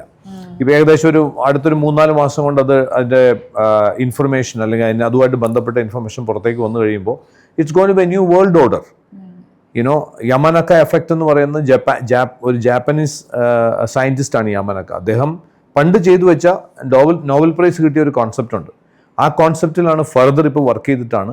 അതിനകത്ത് 2 സ്പെസിഫിക് ജീനുകളെയാണ് അവർ വർക്ക് ചെയ്യുന്നത്. ആ ജീനുകളെ അവർ കറക്റ്റായിട്ട് വർക്ക് ചെയ്ത് കഴിഞ്ഞാൽ അതിനെ റിവേഴ്സ് ചെയ്യാൻ, ഏജിനെ റിവേഴ്സ് ചെയ്യാൻ അവർക്ക് സാധിക്കുന്നുണ്ട്. മൈസിൽ സാധിച്ചു, പല സ്പെസിമെൻസിലും അത് ചെയ്ത് കഴിഞ്ഞു. ഇപ്പോൾ ഹ്യൂമൻ ട്രയൽസ് നടന്നുകൊണ്ടിരിക്കുകയാണ്. സോ ആ സയൻറ്റിഫിക് ടീമിൻ്റെ ഹെഡ് പറഞ്ഞിരിക്കുന്നത് once this study comes out we would be able to announce to the world. നമുക്ക് ഈ ലോകത്തിനോട് അനൗൺസ് ചെയ്യാൻ സാധിക്കും മനുഷ്യൻ്റെ ഏജ് വേണമെന്ന് വെച്ചാൽ 75% 6 മാസം കൊണ്ട് പുറകോട്ട് കൊണ്ടുപോകാൻ പറ്റും. നമ്മൾ മനുഷ്യന്മാർ, നമ്മളെല്ലാവരും എപ്പോഴും ചിന്തിക്കേണ്ടത് എത്ര കാലം ജീവിക്കുക എന്നുള്ളതല്ല, എത്ര കാലം ആരോഗ്യത്തോടെ ജീവിക്കുക എന്നുള്ളതല്ല ഇമ്പോർട്ടൻ്റ് ആയിട്ട് ഇരിക്കുന്നത്. പക്ഷേ ഇപ്പം നേരത്തെ നമ്മൾ ഫസ്റ്റ് പറഞ്ഞ പോലെ ഇവിടെ ഒരു അസുഖം വന്നാൽ മാത്രമേ നമ്മൾ ഹെൽത്തിനെ പറ്റി ചിന്തിക്കാനുള്ളൂ. ഒരു അസുഖം വരണം, പക്ഷെ ഒരു മനുഷ്യൻ ഹെൽത്തി ആയിരിക്കുമ്പോഴേ നമ്മൾ ചിന്തിച്ച് തുടങ്ങണം നമ്മൾ എങ്ങനെയൊക്കെ നമ്മൾ ഹെൽത്ത് ശ്രദ്ധിക്കണം കാര്യങ്ങളൊക്കെ. ഇപ്പോഴത്തെ നമ്മുടെ ഈ ജനറേഷന് പൊതുവെ ഓക്കെ ഈ ജെൻസി പിള്ളേർ പറയും, ജെൻസി പിള്ളേർ എല്ലാവരും പറയാ ഫുള്ള് എന്താ പറയുക വെള്ളം മടി, ഡ്രഗ്സ് അങ്ങനെയൊക്കെ പറയാം. പക്ഷേ എനിക്ക് ശരിക്കും തോന്നിയേക്കുന്നത് ജെൻസി കുറച്ചും കൂടി ഹെൽത്ത് കോൺഷ്യസ് ആയിട്ട് 100% ഒരു സംശയം വേണ്ട കാര്യത്തിൽ. ഞാൻ കണ്ടിടത്തോളം നമ്മുടെയൊക്കെ ജനറേഷൻ മുതൽ അങ്ങോട്ട് കാണുന്നത് വെച്ച് നോക്കുകയാണെങ്കിൽ ഏറ്റവും ഹെൽത്ത് കോൺഷ്യസ് ആയിട്ടുള്ളത് ഇപ്പോഴത്തെ കുട്ടികൾ തന്നെയാണ്. നമ്മൾ പലയിടത്തും അത് കാണുന്നുണ്ട്. ഇപ്പം കോഫി റേവ് എത്രയോ നല്ലതാണ്. ഒരു ആൽക്കഹോൾ റിലേറ്റഡ് ആയിട്ടുള്ള ഒരു പാർട്ടിയേക്കാൾ ഒരു കോഫി റേവ് അവരത് എൻജോയ് ചെയ്യുന്നുണ്ട്. അല്ലെങ്കിൽ അതുപോലുള്ള എത്രയോ രസകരമായ ഇൻട്രസ്റ്റിംഗ് ആയിട്ടുള്ള സിറ്റുവേഷനിലേക്ക് മാറിയിട്ടുണ്ട്. എനിക്ക് തോന്നുന്നു ആൽക്കഹോളിനേക്കാളും കൂടുതൽ ഡ്രഗ്സിനേക്കാളും കൂടുതൽ ലഹരി കണ്ടെത്താൻ അവർക്ക് മറ്റു മാർഗങ്ങളിലൂടെ സാധിക്കുന്നു. ഫ്രണ്ട്ഷിപ്പിലൂടെ ലഹരി കണ്ടെത്താൻ പറ്റുന്നു. ഒരുമിച്ചുള്ള സഹവാസത്തിലൂടെ ലഹരി കണ്ടെത്താം. ലഹരി പലതരത്തിൽ കണ്ടെത്താമല്ലോ. അപ്പോൾ എനിക്ക് ദാറ്റ്സ് വെരി ഗുഡ്. പക്ഷേ ഇന്ന് അവരെടുക്കുന്ന സ്റ്റെപ്പിൻ്റെ ഫലം കിട്ടാൻ പോകുന്ന അവർക്ക് മാത്രമല്ല, അടുത്ത ജനറേഷനൊക്കെ കിട്ടാൻ പോകുന്ന ഒരു ഫലമാണത്. കാരണം നമ്മൾ പറയില്ല ഇപ്പോഴത്തെ ജനറേഷനിൽ ഏറ്റവും കൂടുതൽ പക്ഷേ ഈ ലൈഫ് സ്റ്റൈൽ ഡിസീസുകൾ ഏറ്റവും കൂടുതലുള്ളത് ഇന്നത്തെ ഒരു 40+ കാറ്റഗറിയിലായിരിക്കും ഏറ്റവും കൂടുതൽ ലൈഫ് സ്റ്റൈൽ ഡിസീസുകൾ ബാധിച്ചു. അതിന് മെയിനായിട്ടുള്ള റീസൺ നമ്മളുടെ മേ ബി ഒരു 30-40 years ബാക്ക് നമുക്കുണ്ടായിരുന്ന അവയർനെസ്സോ അല്ലെങ്കിൽ നോളജോ അല്ലെങ്കിൽ ഹെൽത്ത് കോൺഷ്യസ്നെസ്സിൻ്റെ ലാക്കിംഗ് ആണ്. അപ്പോൾ അത് ഇന്ന് അതിനുള്ള പിന്നെ രണ്ടാമതൊരു പ്രശ്നം ഉണ്ടായിരുന്നത് നമുക്കിതൊന്നും അറിയാനുള്ള മാർഗ്ഗങ്ങൾ ഉണ്ടായിരുന്നില്ല എന്നുള്ളതാണ്. ഇന്ന് സയൻസ് അഡ്വാൻസ്ഡ് ആയതുകൊണ്ട് തന്നെ ലാസ്റ്റ് ഒരു 15 വർഷം കൊണ്ടുണ്ടായ മാറ്റം എന്ന് പറയുന്നത് വല്ലാത്ത മാറ്റമാണ്. ഇപ്പം ഹ്യൂമൻ ജനോം പ്രോജക്റ്റ് തന്നെ 2003 പുറത്തു വരുന്നത്. എന്ന് പറഞ്ഞാൽ നമ്മളുടെ ജീനുകളുടെ അകത്തുള്ള ഇൻഫർമേഷനെ ഡീകോഡ് ചെയ്തിട്ട് നമുക്ക് നേരിട്ട് മുൻകൂട്ടി അറിയാൻ പറ്റും ഇന്ന അസുഖങ്ങൾക്ക് പറ്റുന്ന ജീനുകൾ നിങ്ങളിലുണ്ട് എന്ന് പറഞ്ഞാൽ അർത്ഥം നിങ്ങൾ അസുഖം ഉണ്ടെന്നല്ല അർത്ഥം. ആ ജീനുകൾ ഉണ്ടെങ്കിൽ മറ്റുള്ള ആൾക്കാരുമായി കമ്പയർ ചെയ്ത് നോക്കുമ്പോൾ നിങ്ങൾക്ക് ഈ അസുഖം ഉണ്ടാകാനുള്ള സാധ്യത കൂടുതലാണ്. അപ്പോൾ ആ ജീൻ എപ്പോഴാണോ സ്വിച്ച് ഓൺ ആവുന്നത് അല്ലെങ്കിൽ അത് എക്സ്പ്രസ്ഡ് ആവുന്നത് അപ്പോൾ നമുക്ക് അസുഖമായിട്ട് മാറും. അപ്പോൾ എന്താണ് ആ ജീനിനെ സ്വിച്ച് ഓൺ ചെയ്യുന്നതെന്നാണ് അടുത്ത ചോദ്യം. അതിനെ എപ്പിജെനറ്റിക് ഫാക്ടേഴ്സ് എന്ന് പറയും. അതായത് ജീനിനെ പുറത്തുനിന്ന് ഇൻഫ്ലുവൻസ് ചെയ്യുന്ന ഫാക്ടേഴ്സ് എന്തൊക്കെയാണ്. ഇത് ചിലപ്പോൾ നമ്മൾ കഴിക്കുന്ന ഭക്ഷണത്തിലുണ്ടാകുന്ന ഒരു മാറ്റമാവാം, ചിലപ്പോൾ നമ്മൾ കഴിച്ചുകൊണ്ടിരിക്കുന്ന ഏതെങ്കിലും ഭക്ഷണത്തിൽ മിസ്സാവുന്ന ഒരു മിനറലോ വൈറ്റമിനോ ആവാം, ചിലപ്പോൾ നമ്മൾ ചെയ്യുന്ന ഒരു എക്സസൈസ് ആവാം, ചിലപ്പോൾ നമ്മൾ വളരെ ആവേശത്തോടെ ഹൈറോക്സിന് പോയി ജോയിൻ ചെയ്തതായിരിക്കാം, ചിലപ്പോൾ മാരത്തൺ ഓടി തുടങ്ങിയതാവാം. ഇതൊക്കെ ആവാം ആ ട്രിഗർ ചെയ്യുന്ന ഫാക്ടർ. അപ്പോൾ എന്താണ് ട്രിഗർ ചെയ്യുന്നുള്ളത് നമുക്കൊരു ഐഡിയ ഉണ്ടായിരുന്നില്ല. ഇന്ന് എപ്പിജെനറ്റിക് സ്റ്റഡീസിലൂടെ നമുക്ക് ഏകദേശം ആ ട്രിഗറും കണ്ടെത്താൻ പറ്റും. ഞങ്ങളിപ്പോൾ വീറൂട്ട്സിലാണെങ്കിൽ ഒരാളുടെ ജനറ്റിക് ടെസ്റ്റിംഗ് ചെയ്ത് കഴിഞ്ഞാൽ ഒരു DNA അനാലിസിസ് ചെയ്ത് കഴിഞ്ഞാൽ ഒരു 275+ ഹെൽത്ത് കണ്ടീഷൻസിന് അയാൾക്കുള്ള ജീൻ വേരിയൻസ് റിസ്ക് ഏതൊക്കെയാണെന്നുള്ള ഐഡൻറ്റിഫൈ ചെയ്യാം. Everything right from Alzheimer's, Parkinson's മുതൽ ഇങ്ങോട്ട് ചെറിയ വൈറ്റമിൻസും മിനറൽസും ഒക്കെ അബ്സോർബ് ചെയ്യുന്ന വരെയുള്ള എല്ലാ കാര്യങ്ങളും ഇൻക്ലൂഡിങ് ഫാർമക്കോജെനറ്റിക്സ് എന്ന് പറയും. അതായത് നമ്മൾ ഏത് മരുന്നാണ് നമുക്ക് കേൾക്കുന്നത്, ഏത് മരുന്നാണ് നമുക്ക് റിവേഴ്സ് നെഗറ്റീവ് റിസൾട്ട് വരുന്നതൊക്കെ അറിയാൻ പറ്റും. വൺസ് ഇത് അറിഞ്ഞു കഴിഞ്ഞാൽ നമുക്ക് പിന്നെ നെക്സ്റ്റ് എന്ന് പറയുന്നത് ഇതിൽ ഏതൊക്കെ ജീനുകൾ എന്തൊക്കെ ട്രിഗർ ചെയ്യും, എന്താണ് ട്രിഗറിങ് ഫാക്ടർ. ആ ട്രിഗറിങ് ഫാക്ടറിനെ നമുക്ക് നേരത്തെ ഐഡൻറ്റിഫൈ ചെയ്യാൻ പറ്റിക്കഴിഞ്ഞാൽ ചില ആൾക്കാരെ സംബന്ധിച്ച് നമ്മളിപ്പോൾ കാണുമ്പോൾ ഏകദേശം 25,000-ലധികം ആൾക്കാർ നമ്മുടെ ഈ പ്രോഗ്രാമിനകത്ത് കടന്നു പോയിട്ടുണ്ട്. നമ്മൾ കാണുന്ന ചില ആൾക്കാർക്ക് ഏറ്റവും നല്ലതും നമ്മൾ കരുതുന്ന ചില ആൾക്കാർ മോശമായ ചില കാര്യങ്ങളെ ട്രിഗർ ചെയ്യുന്നുണ്ട്. ഇപ്പോൾ ഒരു ഉദാഹരണത്തിന് ഇപ്പം നമ്മൾ ഒരു ഫിറ്റ്നസ് സെൻറ്ററിൽ പോയി ജോയിൻ ചെയ്ത് കഴിഞ്ഞാൽ പലപ്പോഴും high intensity interval training HIIT എന്ന് പറയില്ലേ, ഈ HIIT ട്രിഗർ ചെയ്യുന്ന ചില ജീനുകളുണ്ട്. ആ ജീനുകളുള്ള ആൾക്കാർക്ക് മാത്രമേ പ്രശ്നമുള്ളൂ കേട്ടോ. ഇപ്പോൾ ഫോർ എക്സാമ്പിൾ പ്രൊലോങ്ഡ് QT എന്ന് പറയുന്ന ഒരു കണ്ടീഷനുണ്ട്, പ്രൊലോങ്ഡ് QT. ആ ജീൻ വേരിയൻ്റ് ഒരാളിലുണ്ടെങ്കിൽ ആ ജീനിനെ മിക്കവാറും ആക്ടിവേറ്റ് ചെയ്യാൻ പറ്റുന്ന ഒന്ന് ഈ HIITയോ അല്ലെങ്കിൽ മാരത്തൺ പോലെയുള്ള ലോങ് എൻഡ്യൂറൻസ് എക്സസൈസോ. ഞാനിത് പറയുമ്പോൾ ഒത്തിരി ആൾക്കാർക്ക് ഇഷ്ടപ്പെടത്തില്ല, പക്ഷേ അത് സത്യമാണ്. സംഭവിക്കുന്നത് ഈ ജീൻ എക്സ്പ്രസ്ഡ് ആവുന്നത് പലപ്പോഴും സഡൻ കാർഡിയാക് ഡെത്ത് പോലുള്ള കാര്യങ്ങളിലൂടെ ആയിരിക്കും. നമുക്ക് രണ്ടാമത് ചാൻസ് പോലും കിട്ടിയെന്ന് വരില്ല. അതുകൊണ്ടാണ് നമ്മളിപ്പോൾ ഏറ്റവും കൂടുതൽ ന്യൂസ് കേൾക്കുന്നത് ജിമ്മിൽ പോയി കാർഡിയാക് അറസ്റ്റ് വന്നു, അല്ലെങ്കിൽ അപ്പൊ നമ്മൾ അത്ഭുതത്തിൽ പെടും. ഇവരൊക്കെ ഭയങ്കര ലൈഫ് സ്റ്റൈൽ അത്രയും ഫോക്കസ്ഡ് ആയി. പുനീത് രാജ്കുമാറിനെയൊക്കെ പോലുള്ള, അയ്യോ അതൊക്കെ ശരിക്കും നമുക്ക് ഭയങ്കര അത്ഭുതം തോന്നിയ ന്യൂസിലൊക്കെ ഒന്നായിരുന്നു. അപ്പൊ ഹെൽത്തിലൊന്നും ഒരു കാര്യമില്ലേ, ഇത്രയും നമ്മൾ ശ്രദ്ധിച്ചുകൊണ്ടൊരു കാര്യമില്ല. പക്ഷെ ഇപ്പൊ ഈ സർ പറഞ്ഞ പോലെ ഇതുമായിരിക്കും ഇതിന്റെ ഫാക്ടർ, ഇതായിരിക്കും ഡെഫിനറ്റ്ലി. പല ഫാക്ടേഴ്സിൽ ഒരു ഫാക്ടർ ജനറ്റിക് ഫാക്ടറാണ്. പണ്ട് നേരത്തെ ഇതിനെക്കുറിച്ച് കൂടുതൽ അറിയില്ലായിരുന്ന സമയത്ത് ആൾക്കാർ കരുതിയിരുന്നത് it is all about 1% your genetics, 99% your life style എന്നാണ് പറയാറുള്ളത്. പക്ഷേ ഇന്ന് മെഡിക്കൽ സയൻസിലുള്ളവർ തന്നെ പറഞ്ഞു തുടങ്ങിയിരിക്കുന്നു ആ 1% മതി ഈ 99% നശിപ്പിക്കാനായിട്ട്. എന്ന് പറഞ്ഞാൽ നമ്മൾ എത്ര നല്ല ലൈഫ് സ്റ്റൈൽ ഫോളോ ചെയ്യുന്ന ഒരാളാണെങ്കിലും നമ്മൾക്ക് നമ്മളുടെ ജീനിനകത്തുള്ള ഒരു ഇൻഫർമേഷൻ, ആ ഇൻഫർമേഷനെ ആക്ടിവേറ്റ് ചെയ്യുന്നത് ചിലപ്പോൾ നമ്മൾ ഉദ്ദേശിക്കുന്ന ഒരു നല്ല ശീലമായിരിക്കും. അപ്പം അതുകൊണ്ടാണ് പഴയ കാലത്ത് പറഞ്ഞിട്ടുണ്ട് one man's food can be another man's poison എന്ന് പറയുന്നുണ്ട്. അപ്പോൾ ഒരു വൺ സൈസ് ഫിറ്റ്സ് ഓൾ എന്ന് പറയുന്ന കോൺസെപ്റ്റ് ഇല്ല. അതുകൊണ്ട് ഈ സാധാരണ ആൾക്കാർ പറയില്ലേ, ജനറലായിട്ട് അഡ്വൈസ് കൊടുക്കും, നല്ല ഭക്ഷണം കഴിക്കുക, നല്ല വ്യായാമം ചെയ്യുക, നല്ല രീതിയിൽ ഉറങ്ങുക. ഇതെല്ലാം പൊട്ടത്തരങ്ങളാണ്. കാരണം അങ്ങനെ നല്ല ഭക്ഷണം എന്ന് പറഞ്ഞൊരു ഭക്ഷണം ഉണ്ടോ എന്ന് ചോദിച്ചാൽ എനിക്ക് സംശയമായിട്ട് തോന്നുന്നുണ്ട്. കാരണം ഒരാൾക്ക് നല്ലത് വേറൊരാൾക്ക് നല്ലതായിട്ട് വരണമെന്നില്ല. നല്ല എക്സസൈസ് എന്ന് പറഞ്ഞാൽ എനിക്ക് HIIT പോസിബിൾ അല്ല, മീൻസ് എൻ്റെ ജനറ്റിക് പ്രൊഫൈൽ വെച്ച് നോക്കിയാൽ ഹൈ ഇൻറ്റൻസിറ്റി ഇൻ്റർവൽ ട്രെയിനിങ് എനിക്ക് സ്യൂട്ടബിൾ അല്ല. കാരണം എനിക്ക് കൊറോണറി ആർട്ടറി കാർഡിയോ വാസ്കുലർ ഡിസീസുമായി ബന്ധപ്പെട്ട ജീൻ വേരിയൻസ് ഉണ്ട്. അതിൽ ചില ജീൻ വേരിയൻസ് ഓൺ ആവുന്നത് ഇതുപോലുള്ള സംഭവം ചെയ്യുമ്പോഴാണ്. പക്ഷേ റെസിസ്റ്റൻസ് ട്രെയിനിങ് എനിക്ക് ഓക്കെയാണ്, കാർഡിയോ എക്സസൈസ് എനിക്ക് കുറച്ച് ചെയ്യാൻ പാടുള്ളൂ. അപ്പോൾ എൻ്റേതായിട്ടുള്ളൊരു പ്രോട്ടോക്കോൾ ഉണ്ടെന്നുണ്ടെങ്കിൽ അതനുസരിച്ച് ഞാൻ ജീവിക്കുകയാണെങ്കിൽ എനിക്ക് ജീവിച്ചു പോകാം അസുഖങ്ങളില്ലാതെ.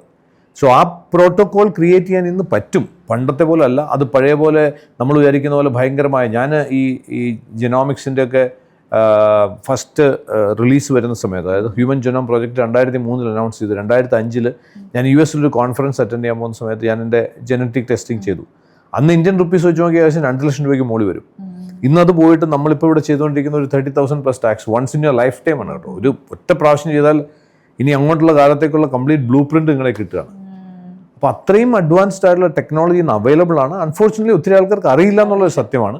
പക്ഷേ അവൈലബിൾ, ഇതുപോലുള്ള പോഡ്കാസ്റ്റിലൂടെയൊക്കെയാണ് ആൾക്കാർ അറിഞ്ഞു തുടങ്ങി, ആൾക്കാർ മനസ്സിലാക്കി തുടങ്ങുന്നത്. അപ്പം നമുക്ക് പ്രിവെൻറ്റ് ചെയ്യണമെന്ന് വെച്ചാൽ പ്രിവെൻറ്റ് ചെയ്യാം. ഒരാളുടെ ജനറ്റിക് പ്രൊഫൈല് അറിയേണ്ടത് എത്ര ഇമ്പോർട്ടൻ്റ് ആണ്. വി റൂട്ട്സിനെ കുറിച്ചിട്ട് എനിക്ക് കുറേ ചോദിക്കുന്നുണ്ടായിരുന്നു. പക്ഷെ നമ്മുടെ ഈ പോഡ്കാസ്റ്റിന് ത്രൂ ഔട്ട് കേട്ടപ്പോൾ ആൾക്കാർക്ക് മനസ്സിലായിട്ടുണ്ടാവും എന്തിന് വേണം വി റൂട്ട്സിലേക്ക് വരേണ്ടത്, എന്തിന്, അതിനുള്ളൊരു ഐഡിയ കിട്ടിയിട്ടുണ്ടാവും. പക്ഷേ സാർ എന്നെ ഒന്നും കൂടി പറഞ്ഞാൽ കുറച്ചും കൂടി ക്ലിയർ ആവും. എന്നാലും എനിക്ക് ഫസ്റ്റ് അറിയേണ്ടത് എത്ര ഇമ്പോർട്ടൻ്റ് ആണ് നമ്മുടെ ഒരു ജനറ്റിക് പ്രൊഫൈൽ അറിഞ്ഞിരിക്കേണ്ടത്, എത്ര ഇമ്പോർട്ടൻ്റ് ആണ് ഒരു മനുഷ്യനെ സംബന്ധിച്ച്? അത് അറിയണമെന്നുണ്ടെങ്കിൽ ആദ്യം മനസ്സിലാക്കേണ്ടത് നമ്മുടെ ജീവൻ എവിടെ നിന്ന് തുടങ്ങി എന്നുള്ളതാണ്. നമ്മൾ സ്റ്റാർട്ട് ചെയ്ത്, നമ്മുടെ ലൈഫ് സ്റ്റാർട്ട് ചെയ്ത് ഒരു സെല്ലായിട്ടെന്നാണ് പറയുക. അതായത് ഒരു സ്പേമും ഒരു എഗ്ഗും തമ്മിൽ ജോയിൻ ചെയ്തിട്ട് ആദ്യത്തെ സെൽ ഫോം ചെയ്യുന്നു. അതിനെ സൈഗോട്ട് എന്ന് പറയും. അപ്പോൾ നമ്മളുടെ മാതാവിൻ്റെ 23 ക്രോമസോം, പിതാവിൻ്റെ 23 ക്രോമസോം, അതങ്ങനെയാണല്ലോ ആദ്യത്തെ സെല്ല് ഫോം ചെയ്യുന്നത്. ആ ക്രോമസോമിനകത്തുള്ള DNA ആണ്. DNA കൺസ്ട്രക്ട് ചെയ്തിരിക്കുന്നത് ജീനുകളിലൂടെയാണ്. ജീൻ എന്ന് പറയുന്നത് ഇൻഫർമേഷനാണ്. സോ അപ്പോൾ ആ ഒരൊറ്റ സെല്ലിൽ നോക്കുകയാണെങ്കിൽ അന്നത്തെ ആ ഒരു സെൽ, അസ്ല എന്ന് പറയുന്ന ആദ്യത്തെ സെൽ സൈഗോ, ആ സൈഗോട്ടിൽ തന്നെ ഉണ്ട് എത്ര പൊക്കം വെക്കണം, എങ്ങനെ ഉണ്ടാവണം, സ്കിൻസിൻ്റെ ഒരു ക്യാരക്ടർ എങ്ങനെ ആയിരിക്കണം, ഹെയറിൻ്റെ ക്യാരക്ടർ, കണ്ണുകൾ എങ്ങനെയുണ്ട്, എല്ലാ ഇൻഫർമേഷനും അതിനകത്തുണ്ട്, എവ്രിതിങ്. ആ ഒരു സെല്ലാണ് പിന്നീട് മൾട്ടിപ്ലൈ ചെയ്ത് ഇന്ന് കാണുന്ന 20-30 ട്രില്യൺ സെല്ലുകളായിട്ട് മാറിയത്. അതായത് നമ്മൾ പുറത്തുനിന്ന് സെല്ലുകളൊന്നും കടമെടുത്തിട്ടില്ലല്ലോ. അപ്പോൾ എല്ലാ സെല്ലുകൾക്കകത്തും എല്ലാ ജീനുകളും ഉണ്ട്. അതാണ് ഏറ്റവും ഇൻട്രസ്റ്റിംഗ് ആയിട്ടുള്ള ഫാക്ട്. ചുരുക്കി പറഞ്ഞാൽ എല്ലാ സെല്ലുകളും ഒന്ന് തന്നെയാണ്. നമ്മുടെ കണ്ണിലെ റെറ്റിനയ്ക്കകത്തുള്ള സെല്ലും നമ്മുടെ ഹൃദയത്തിൻ്റെ സെല്ലുകളും ഒന്ന് തന്നെയാണ്. ആ കൂടുതൽ വ്യത്യാസം റെറ്റിനയിലെ സെല്ലുകളിൽ നോക്കുകയാണെങ്കിൽ അതിൽ ഐസൈറ്റുമായിട്ട് ബന്ധപ്പെട്ട ജീൻ സ്വിച്ച് ഓൺ ചെയ്തിരിക്കുന്നു. അത് ഹാർട്ടിലെത്തുമ്പോൾ അത് സ്വിച്ച് ഓഫ് ആയിരിക്കും. ഇത്രേ ഉള്ളൂ വ്യത്യാസം. ഇപ്പോൾ സ്കിന്നിൻ്റെ സെല്ല് നോക്കിയാൽ ഇലാസ്റ്റിസിറ്റിയുമായിട്ട് ബന്ധപ്പെട്ട ജീനുകൾ സ്വിച്ച് ഓൺ ആണ്. ആ ജീനുകൾ മറ്റു പല ഓർഗനിൽ നോക്കിയാൽ സ്വിച്ച് ഓഫ് ആയിരിക്കും. ഇങ്ങനെ പോകുന്നു. ഇപ്പോൾ ഈ ഇൻഫർമേഷൻ നമുക്ക് കിട്ടിയിരിക്കുന്നത് നമ്മുടെ പേരൻസിൻ്റെ കയ്യിൽ നിന്നാണ്. അവർക്കത് കിട്ടിയത് അവരുടെ പേരൻസിൽ നിന്നാണ്. ഫോർച്ചുനേറ്റ്ലി ഓർ അൺഫോർച്ചുനേറ്റ്ലി ഇതിനോടൊപ്പം തന്നെ വേറൊരു ഇൻഫർമേഷൻ കൂടെ വന്നിട്ടുണ്ട്. അതായത് അവർ കൊണ്ടുകാണുന്ന കുറേ അസുഖങ്ങളുണ്ട്. അത് അവരുടെ ജീനിൽ ഉണ്ടാക്കിയിട്ടുള്ള ആ മാറ്റങ്ങൾ ഉണ്ടാക്കിയിട്ടുണ്ടെങ്കിൽ മാത്രം ആ മാറ്റങ്ങളും നമ്മൾക്ക് ട്രാൻസ്ഫർ ചെയ്ത് കിട്ടിയിട്ടുണ്ടാവും. അതിനെ ജീൻ വേരിയൻസ് എന്ന് പറയും. ഈ ജീൻ വേരിയൻസ് ആണ് അത് എക്സ്പ്രസ് ചെയ്യപ്പെട്ടാൽ, അത് ഓൺ ആയാൽ. ഇപ്പം എൻ്റെ ഉള്ളിൽ കൊറോണറി ആർട്ടറി ഡിസീസിൻ്റെ ജീൻ വേരിയൻ്റ് ഉണ്ട് എന്ന് പറഞ്ഞാൽ ഞാനൊരു ഹൃദ്രോഗിയാണെന്നല്ല അർത്ഥം. അത് സ്വിച്ച് ഓൺ ആയി കഴിഞ്ഞാൽ എനിക്ക് അസുഖം കിട്ടും. അപ്പം എനിക്ക് മറ്റുള്ള പോപ്പുലേഷനുമായിട്ട് കമ്പയർ ചെയ്ത് നോക്കിയാൽ എനിക്ക് ആ റിസ്ക് കൂടുതലാണെന്ന് നമുക്ക് പറയാൻ പറ്റും. ഒന്ന്. അപ്പോൾ രണ്ടാമത്തെ കാര്യം, എങ്ങനെയാണ് ഇത് സ്വിച്ച് ഓൺ ആവുന്നത്, എങ്ങനെയാണ് ഇത് അതാണ് നമുക്ക് കീനായിട്ട് അറിയേണ്ടത്. ഒരാൾ 40 വർഷം വരെ ആ ജീൻ അയാളുടെ ഉള്ളിൽ ഉണ്ടായിരുന്നു, പക്ഷേ 40 വയസ്സ് വരെ അത് ഉടങ്ങിക്കിടന്നു. 40ാമത്തെ വയസ്സിലാണ് അയാൾ അത് ഉണർന്നത്. അപ്പോൾ അയാൾ ഡയബറ്റിക് ആയി, അല്ലെങ്കിൽ അയാൾ അൽഷിമേഴ്സ് പേഷ്യൻ്റ് ആവുന്നു. പിന്നെ അവിടുന്ന് ആ ജേർണി അങ്ങനെ ആ ട്രാക്കിലങ്ങ് പോവുകയാണ്. അപ്പോൾ എന്താണ് what makes that gene switch on? അതിന് നമ്മൾ സയൻസിൽ പറയുന്ന എപ്പിജെനറ്റിക് ഫാക്ടേഴ്സ് എന്ന് പറയും. എന്ന് പറഞ്ഞാൽ പുറത്തുനിന്ന് എന്തൊക്കെയാണോ ജീനിനെ ഇൻഫ്ലുവൻസ് ചെയ്യുന്ന ഫാക്ടേഴ്സ് ഉണ്ട്. അതെന്താണ്? ഒന്ന്, നമ്മൾ കഴിക്കുന്ന ഭക്ഷണം, അതിനകത്ത് കിട്ടേണ്ട മിനറൽസ്, കിട്ടണ്ടാത്ത മിനറൽസ്, ഇതുപോലുള്ള ഒത്തിരി കാര്യങ്ങളുണ്ടാവാം. പിന്നെ നമ്മളുടെ വ്യായാമം, ഉറക്കം, നമ്മൾ ചുരുക്കി പറയുകയാണെങ്കിൽ നമ്മുടെ എൻവയോൺമെൻറ്റ്, നമ്മുടെ ലൈഫ് സ്റ്റൈൽ, ഇതൊക്കെ തന്നെയാണ് നമ്മുടെ ജീനുകളെ സ്വിച്ച് ഓൺ ചെയ്യുന്നതും സ്വിച്ച് ഓഫ് ചെയ്യുന്നതും.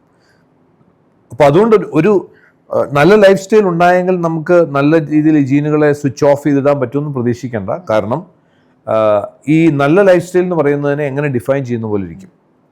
ഇപ്പം നമ്മൾ വി-റൂട്ട്സ് നമ്മൾ ചെയ്യുന്ന ഒരു ജനറ്റിക് ടെസ്റ്റിംഗ് ഉണ്ട്, ജനറ്റിക് പ്രൊഫൈലിംഗ് എന്ന് പറഞ്ഞാൽ. ഇതിന് ഏറ്റവും കൺവീനിയൻ്റ് ആയിട്ടുള്ള കാര്യം വീട്ടിൽ ഇരുന്ന് തന്നെ ചെയ്യാം. ഒരു കിറ്റ് നിങ്ങളുടെ കിട്ടിക്കഴിഞ്ഞാൽ അതിന് 2 ml സലൈവ മാത്രം മതി, ഉമിനീര് മതി, ബ്ലഡ് പോലും ആവശ്യമില്ല. ഒരു സെല്ല് കിട്ടിയാൽ മതി.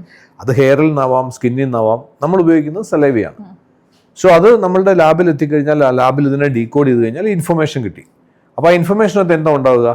എനിക്ക് പ്രോബബിൾ ഡിസീസുകൾ, എന്തൊക്കെ ജീൻ വേരിയൻ്റ് ഉണ്ട്, എന്ത് തരത്തിലുള്ള ഡിസീസുകളിലേക്ക് അത് ലീഡ് ചെയ്യാം, എവിടേക്കാണ് എനിക്ക് ഹൈ റിസ്ക് ഉള്ളത്. നോർമലി ഒരു ആളെടുത്ത് നോക്കുകയാണെങ്കിൽ എങ്ങനെ പോലൊരു 10 ഡിസീസുകളുടെങ്കിലും ഹൈ റിസ്ക് ആയിട്ട് ഉണ്ടാവും എന്ന് പറഞ്ഞാൽ അത്തരത്തിലുള്ള ജീൻ വേരിയൻസ്. കാരണം തലമുറകളായിട്ട് കൊണ്ടു നടക്കുന്ന ജീനുകളാണ് ഇതെല്ലാം. അതിനർത്ഥം ഇത് 10 നമുക്ക് ഉണ്ടാവണമെന്നില്ല. ഇത് മറ്റ് പോപ്പുലേഷനുമായിട്ട് കമ്പയർ ചെയ്ത് നോക്കിയാൽ നമുക്കത് ഉണ്ടാവാനുള്ള സാധ്യത കൂടുതലാണ്. പക്ഷെ ഇതിന് ആ ബന്ധപ്പെട്ട ജീനിനെ സ്വിച്ച് ഓൺ ആയാൽ, അതിനെ എക്സ്പ്രസ് ചെയ്യപ്പെട്ടാൽ മാത്രമേ പ്രശ്നമുള്ളൂ. അത് എക്സ്പ്രസ് ചെയ്യുന്ന ഫാക്ടറിനെ നമ്മൾ ട്രിഗർ എന്ന് പറയും. എന്താണ് ഇതിനെ ട്രിഗർ ചെയ്യുന്നത്? അത് നമ്മൾ കണ്ടെത്തുന്നത് കോറിലേഷനിൽ കൂടെ. അതായത് ഈ റിപ്പോർട്ടും അതേപോലെ നമ്മുടെ പ്രസന്റ് ഹെൽത്ത് കണ്ടീഷൻസും ഒക്കെ വെച്ച് കോറിലേറ്റ് ചെയ്യും. കോറിലേഷനിലൂടെയും പബ്ലിഷ്ഡ് ഡേറ്റയൊക്കെ വെച്ചുകൊണ്ട് നമുക്ക് കോറിലേറ്റ് ഏകദേശം ഐഡന്റിഫൈ ചെയ്യാൻ പറ്റും. ഓക്കെ, ഇയാൾക്ക് കൊറോണറി ആർട്ടറി ഡിസീസുമായി ബന്ധപ്പെട്ട ജീൻ വേരിയന്റ് ഉണ്ട്, ഇത് ഓൺ ആകാൻ പോകുന്നത് ഇന്ന കാര്യം നടക്കുന്ന സമയത്തായിരിക്കാം, അല്ല ഇന്ന കാര്യം ചെയ്യുന്ന സമയത്തായിരിക്കാം. അതിനാണ് കോറിലേഷൻ എന്ന് പറയുക. അതൊരു കോസറ്റീവ് എഫക്റ്റ് എന്ന് പൂർണ്ണമായിട്ടും പറയാൻ പറ്റില്ല. ഇങ്ങനെ ഇതുകൊണ്ട് തന്നെയാണെന്നുള്ളതല്ല, ഇതാണ് പ്രൈമറിലി ഇതായിരിക്കാം ഇതിലേക്ക് എത്താൻ പോകുന്ന റീസൺ. അതുമായിട്ട് കണക്ട് ചെയ്ത് ഇഷ്ടം പോലെ പബ്ലിഷ് പേപ്പേഴ്സ് ഉണ്ട്. അതിനെ ബേസ് ചെയ്തുകൊണ്ട് നമുക്ക് ഐഡന്റിഫൈ ചെയ്ത് കഴിഞ്ഞാൽ ഈ ട്രിഗറിനെ നമുക്ക് ബ്ലോക്ക് ചെയ്യാൻ പറ്റിയാൽ ഈ അസുഖത്തെ നമുക്ക് ബ്ലോക്ക് ചെയ്യാനുള്ള സാധ്യത വളരെ കൂടുതലാണ്.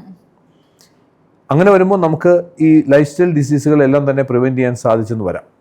അതുകൊണ്ടാണ് ജനറ്റിസിസ്റ്റുകൾ എന്ന് പറയുന്നത്. അതിനെക്കുറിച്ചൊരു പുസ്തകം തന്നെയുണ്ട്, ഡെത്ത് ഓഫ് ഡെത്ത് എന്ന് പറഞ്ഞിട്ട്. ജോസ് കോഡിയാരോ, ഡേവിഡ് വൂഡ് എന്ന് പറഞ്ഞ നോബൽ പ്രൈസ് ലോറേറ്റ്സ് ആണ് അവരെഴുതിയിരിക്കുന്ന പുസ്തകമാണ്. അതിൽ പറയുന്നത് by 2045 death will become optional എന്നാണ് പറഞ്ഞിരിക്കുന്നത്. You have the option. നമുക്ക് മരിക്കണോ എന്നുള്ളതല്ല, അറ്റ്ലീസ്റ്റ് നിങ്ങളുടെ കംപ്ലീറ്റ് ജനറ്റിക് പ്രൊഫൈൽ നിങ്ങളുടെ കയ്യിലുണ്ട്.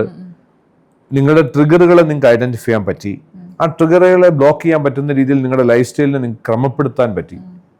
ഒരുപക്ഷെ നിങ്ങൾക്ക് ആ അസുഖങ്ങൾ തന്നെ വരാതെ തന്നെ നിങ്ങൾക്ക് കൂടുതൽ ജീവിക്കാൻ സാധിച്ചെന്ന് വരും. അപ്പോൾ അതാണ് ഇതിൻ്റെ ഏറ്റവും കോറായിട്ടുള്ള. അപ്പോൾ ഒരു ജനറ്റിക് ടെസ്റ്റ് ചെയ്തു, അതിനകത്ത് ഇൻഫർമേഷൻ കിട്ടി എന്നുള്ളതല്ല, ആ ട്രിഗർ ഐഡന്റിഫൈ ചെയ്ത് അതിനെ ഒരു ലൈഫ് സ്റ്റൈൽ മോഡിഫിക്കേഷനിലൂടെ നമുക്കതിനെ ബ്ലോക്ക് ചെയ്യാൻ പറ്റണം. അതാണ് വി-റൂട്ട്സ് നമ്മൾ ഫോക്കസ് ചെയ്യുന്നത്. നമ്മുടെ ഇവിടെ ചെയ്യുമ്പോൾ നമ്മൾ അതുമായിട്ട് ബന്ധപ്പെട്ടൊരു വളരെ അഡ്വാൻസ്ഡ് ആയിട്ടുള്ളൊരു മൊബൈൽ ഒരു ആപ്പും കൂടെ നമ്മൾ യൂസ് ചെയ്യുന്നുണ്ട്. സോ ഈ ആപ്പിൻ്റെ അഡ്വാൻറ്റേജ് ട്രിഗർ എന്നാണ് ആപ്പിൻ്റെ പേര് തന്നെ. നമുക്ക് വേണമെങ്കിൽ ആൾക്കാർക്ക് ഫ്രീ ഡൗൺലോഡും കൊടുക്കാം. അതിൽ യൂസ് ചെയ്ത് കഴിഞ്ഞാൽ നമുക്ക് ഇൻഫർമേഷൻ കൊടുത്തു കഴിഞ്ഞാൽ, ജനറ്റിക് ഇൻഫർമേഷൻ, നമ്മുടെ ബ്ലഡ് മാർക്കേഴ്സ്, മൈക്രോബയോം ഇൻഫർമേഷനൊക്കെ കൊടുത്തു കഴിഞ്ഞാൽ അതിൽ നമ്മൾ ട്രെയിൻ ചെയ്തിട്ടുള്ള AI ഇതിനെ എല്ലാത്തിനെയും ഇൻ്റഗ്രേറ്റ് ചെയ്തിട്ട് നമ്മൾ ചോദിക്കുന്ന ചോദ്യങ്ങൾക്ക് ഉത്തരം പറയുന്നുണ്ടാവും.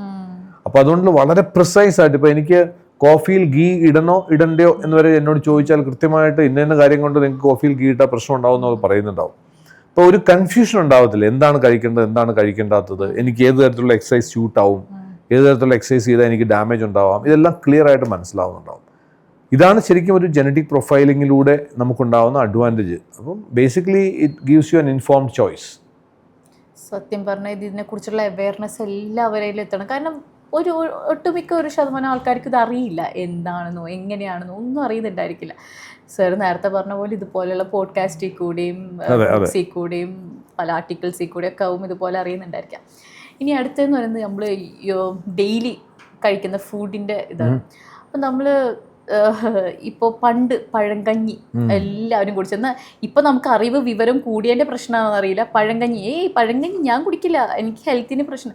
എന്നാൽ ഇതേ ആൾക്കാർ സൺഫ്ലവർ ഓയിൽ പോയി യൂസ് ചെയ്യുന്നതുകൊണ്ട് ഒരു പ്രശ്നവും ഉണ്ടായിരിക്കില്ല. പക്ഷെ പഴങ്കഞ്ഞിയുടെ ബെനിഫിറ്റ്സ് എത്ര ഉണ്ടെന്നോ ഇല്ല. ഇപ്പം പഴങ്കഞ്ഞി കുടിക്കുന്ന പറയുന്നത് എന്തോ ഒരു മോശമാണ്. സോ ഏറ്റവും മോശം ഫുഡിന് സാർ പറയുവാണെങ്കിൽ ഏതായിരിക്കും? പിന്നെ അത് മാത്രമല്ല, ഈ സൺഫ്ലവർ ഓയിൽ യൂസ് ചെയ്യുന്നത് മോശമാണെന്ന് ഇപ്പോൾ പലരും പറഞ്ഞു കേൾക്കുന്നുണ്ടാവും. അപ്പോൾ ബാക്കി ഒരു ഡൗട്ട് വരാം, മറ്റു ഓയിൽസ് അപ്പം എന്തേ, ആ ഓയിൽസിനൊന്നും എന്താ പ്രശ്നമല്ലേ, ഈ സൺഫ്ലവർ മാത്രമേ പ്രശ്നമുള്ളൂ എന്നൊരു ഡൗട്ട് വരും. പഴങ്കഞ്ഞി എനിക്ക് തോന്നുന്നു ഒരു നെക്സ്റ്റ് 5 yearsൽ ഒരു ഫാഷനായിട്ട് തിരിച്ചു വരും.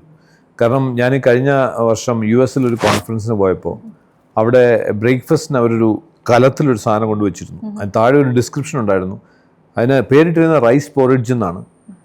എക്സ്പ്ലനേഷൻ എങ്ങനെ ഉണ്ടാക്കിയതാണ് ഈ റൈസ് പോറിഡ്ജ് എന്നാണ്. പഴങ്കഞ്ഞി തന്നെയാണ്, പിക്കിൾസും ഒക്കെ എടുത്ത് വെച്ചിട്ടുണ്ടായിരുന്നു.